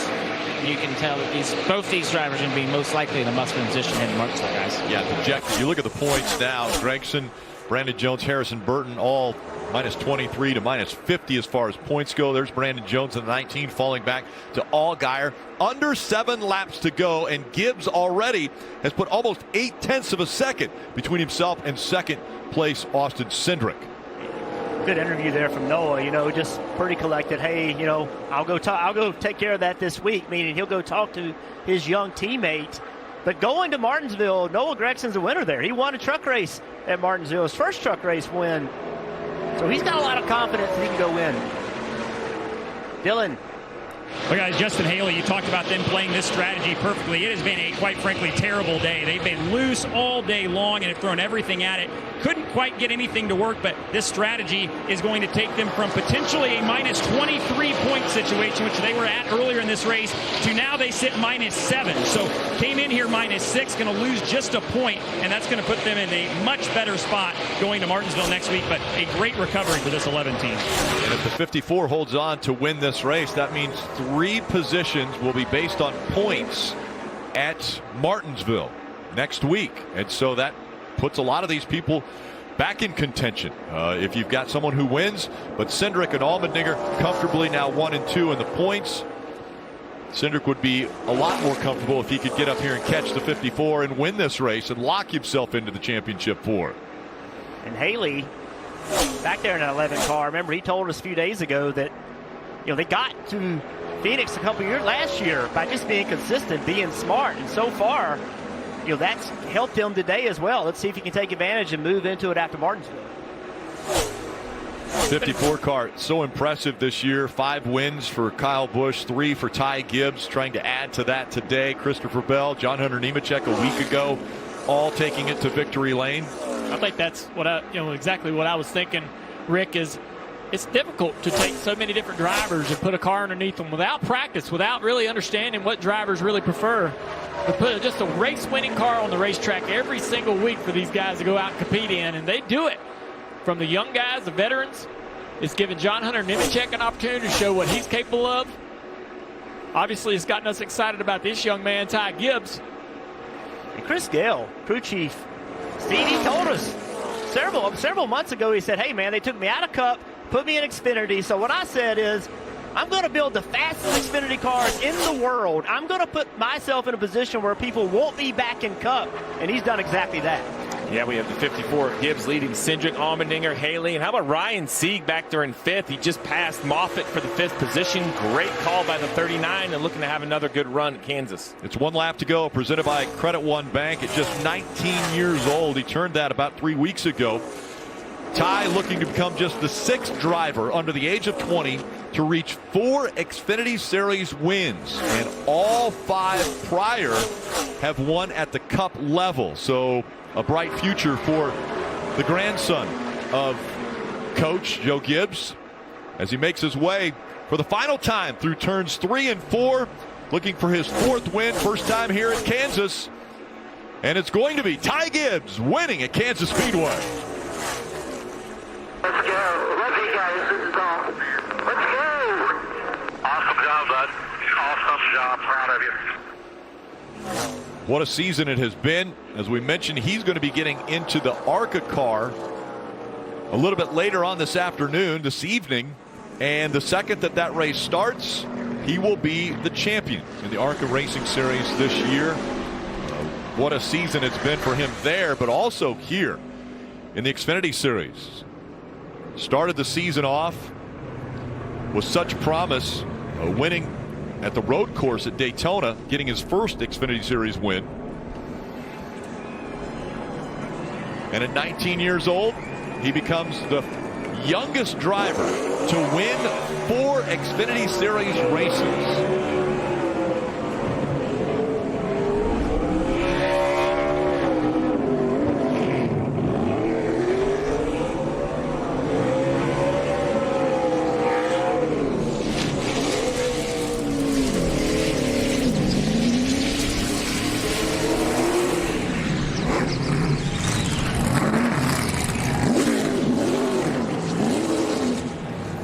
Normally going into the last race of a round, we would say, well, this driver has locked themselves in, or this driver has locked themselves in to the championship 4. But it's been a crazy season, a crazy playoffs time, because right now, Austin Cindric and A.J. Allmendinger both are 47 points above the line. So either one, if they have issues at Martinsville next week, they could fall out of the playoffs. So nobody is locked in right now. As Ty Gibbs celebrates win number 4.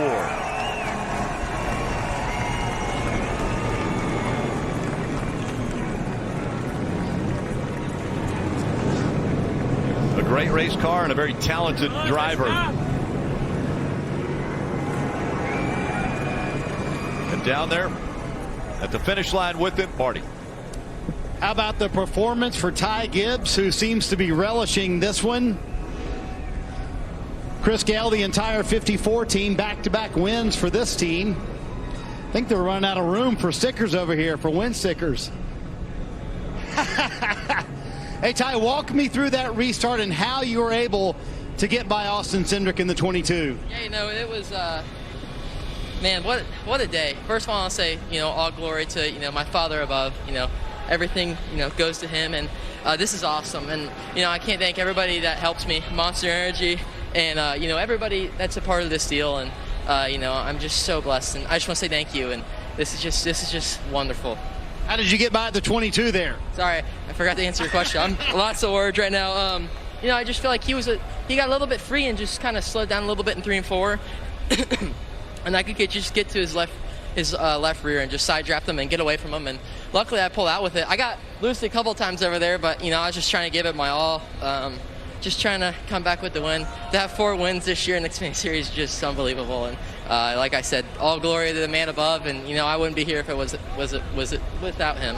What an incredible year for this young man, who's only halfway done, as you mentioned, Rick. He's got the ARCA race later tonight and claiming a title there. All smiles when he got his first win at Daytona. It was very emotional. I think it was overwhelming for him. Now he's becoming a little more comfortable there on victory lane with the wins. Plenty more still to come from here at Kansas.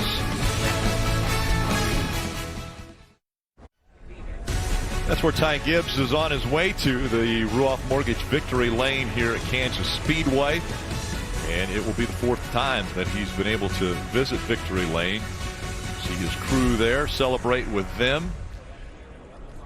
Want to take a look at the playoff leaderboard now. As I mentioned, 47 points above the cut line for Cindric and Allmendinger.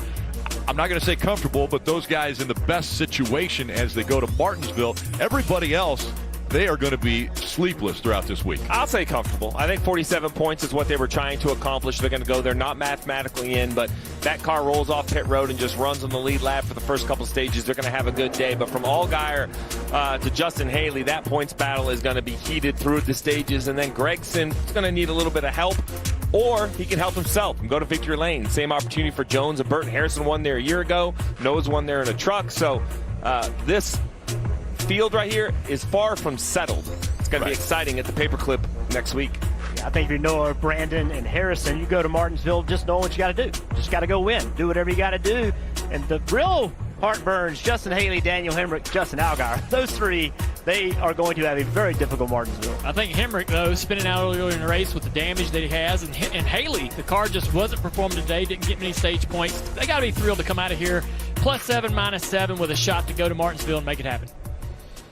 Tomorrow, it's the Cup Series turn. Again, another opportunity for someone to lock into the championship. 4, countdown to green at 2 o'clock, and the race at 3. Well, it's going to be interesting to see, how everyone's raced. Once again, we saw non-playoff affect playoff. We have the same situation tomorrow. This race didn't make them more comfortable, I can tell you that. It's going to be fun for us to watch these guys. It's going to be a long one for those guys tomorrow. A lot of problems.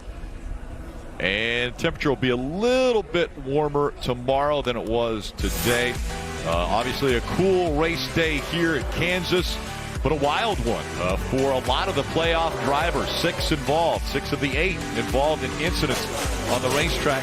But ultimately, it was the young man Ty Gibbs who continues to show his talents here in the Xfinity Series and really anything he puts himself behind the wheel of. Celebrating win number 4, first one here at Kansas Speedway. He's got an ARCA race coming up a little later, but he'll celebrate this until he gets behind the wheel of that.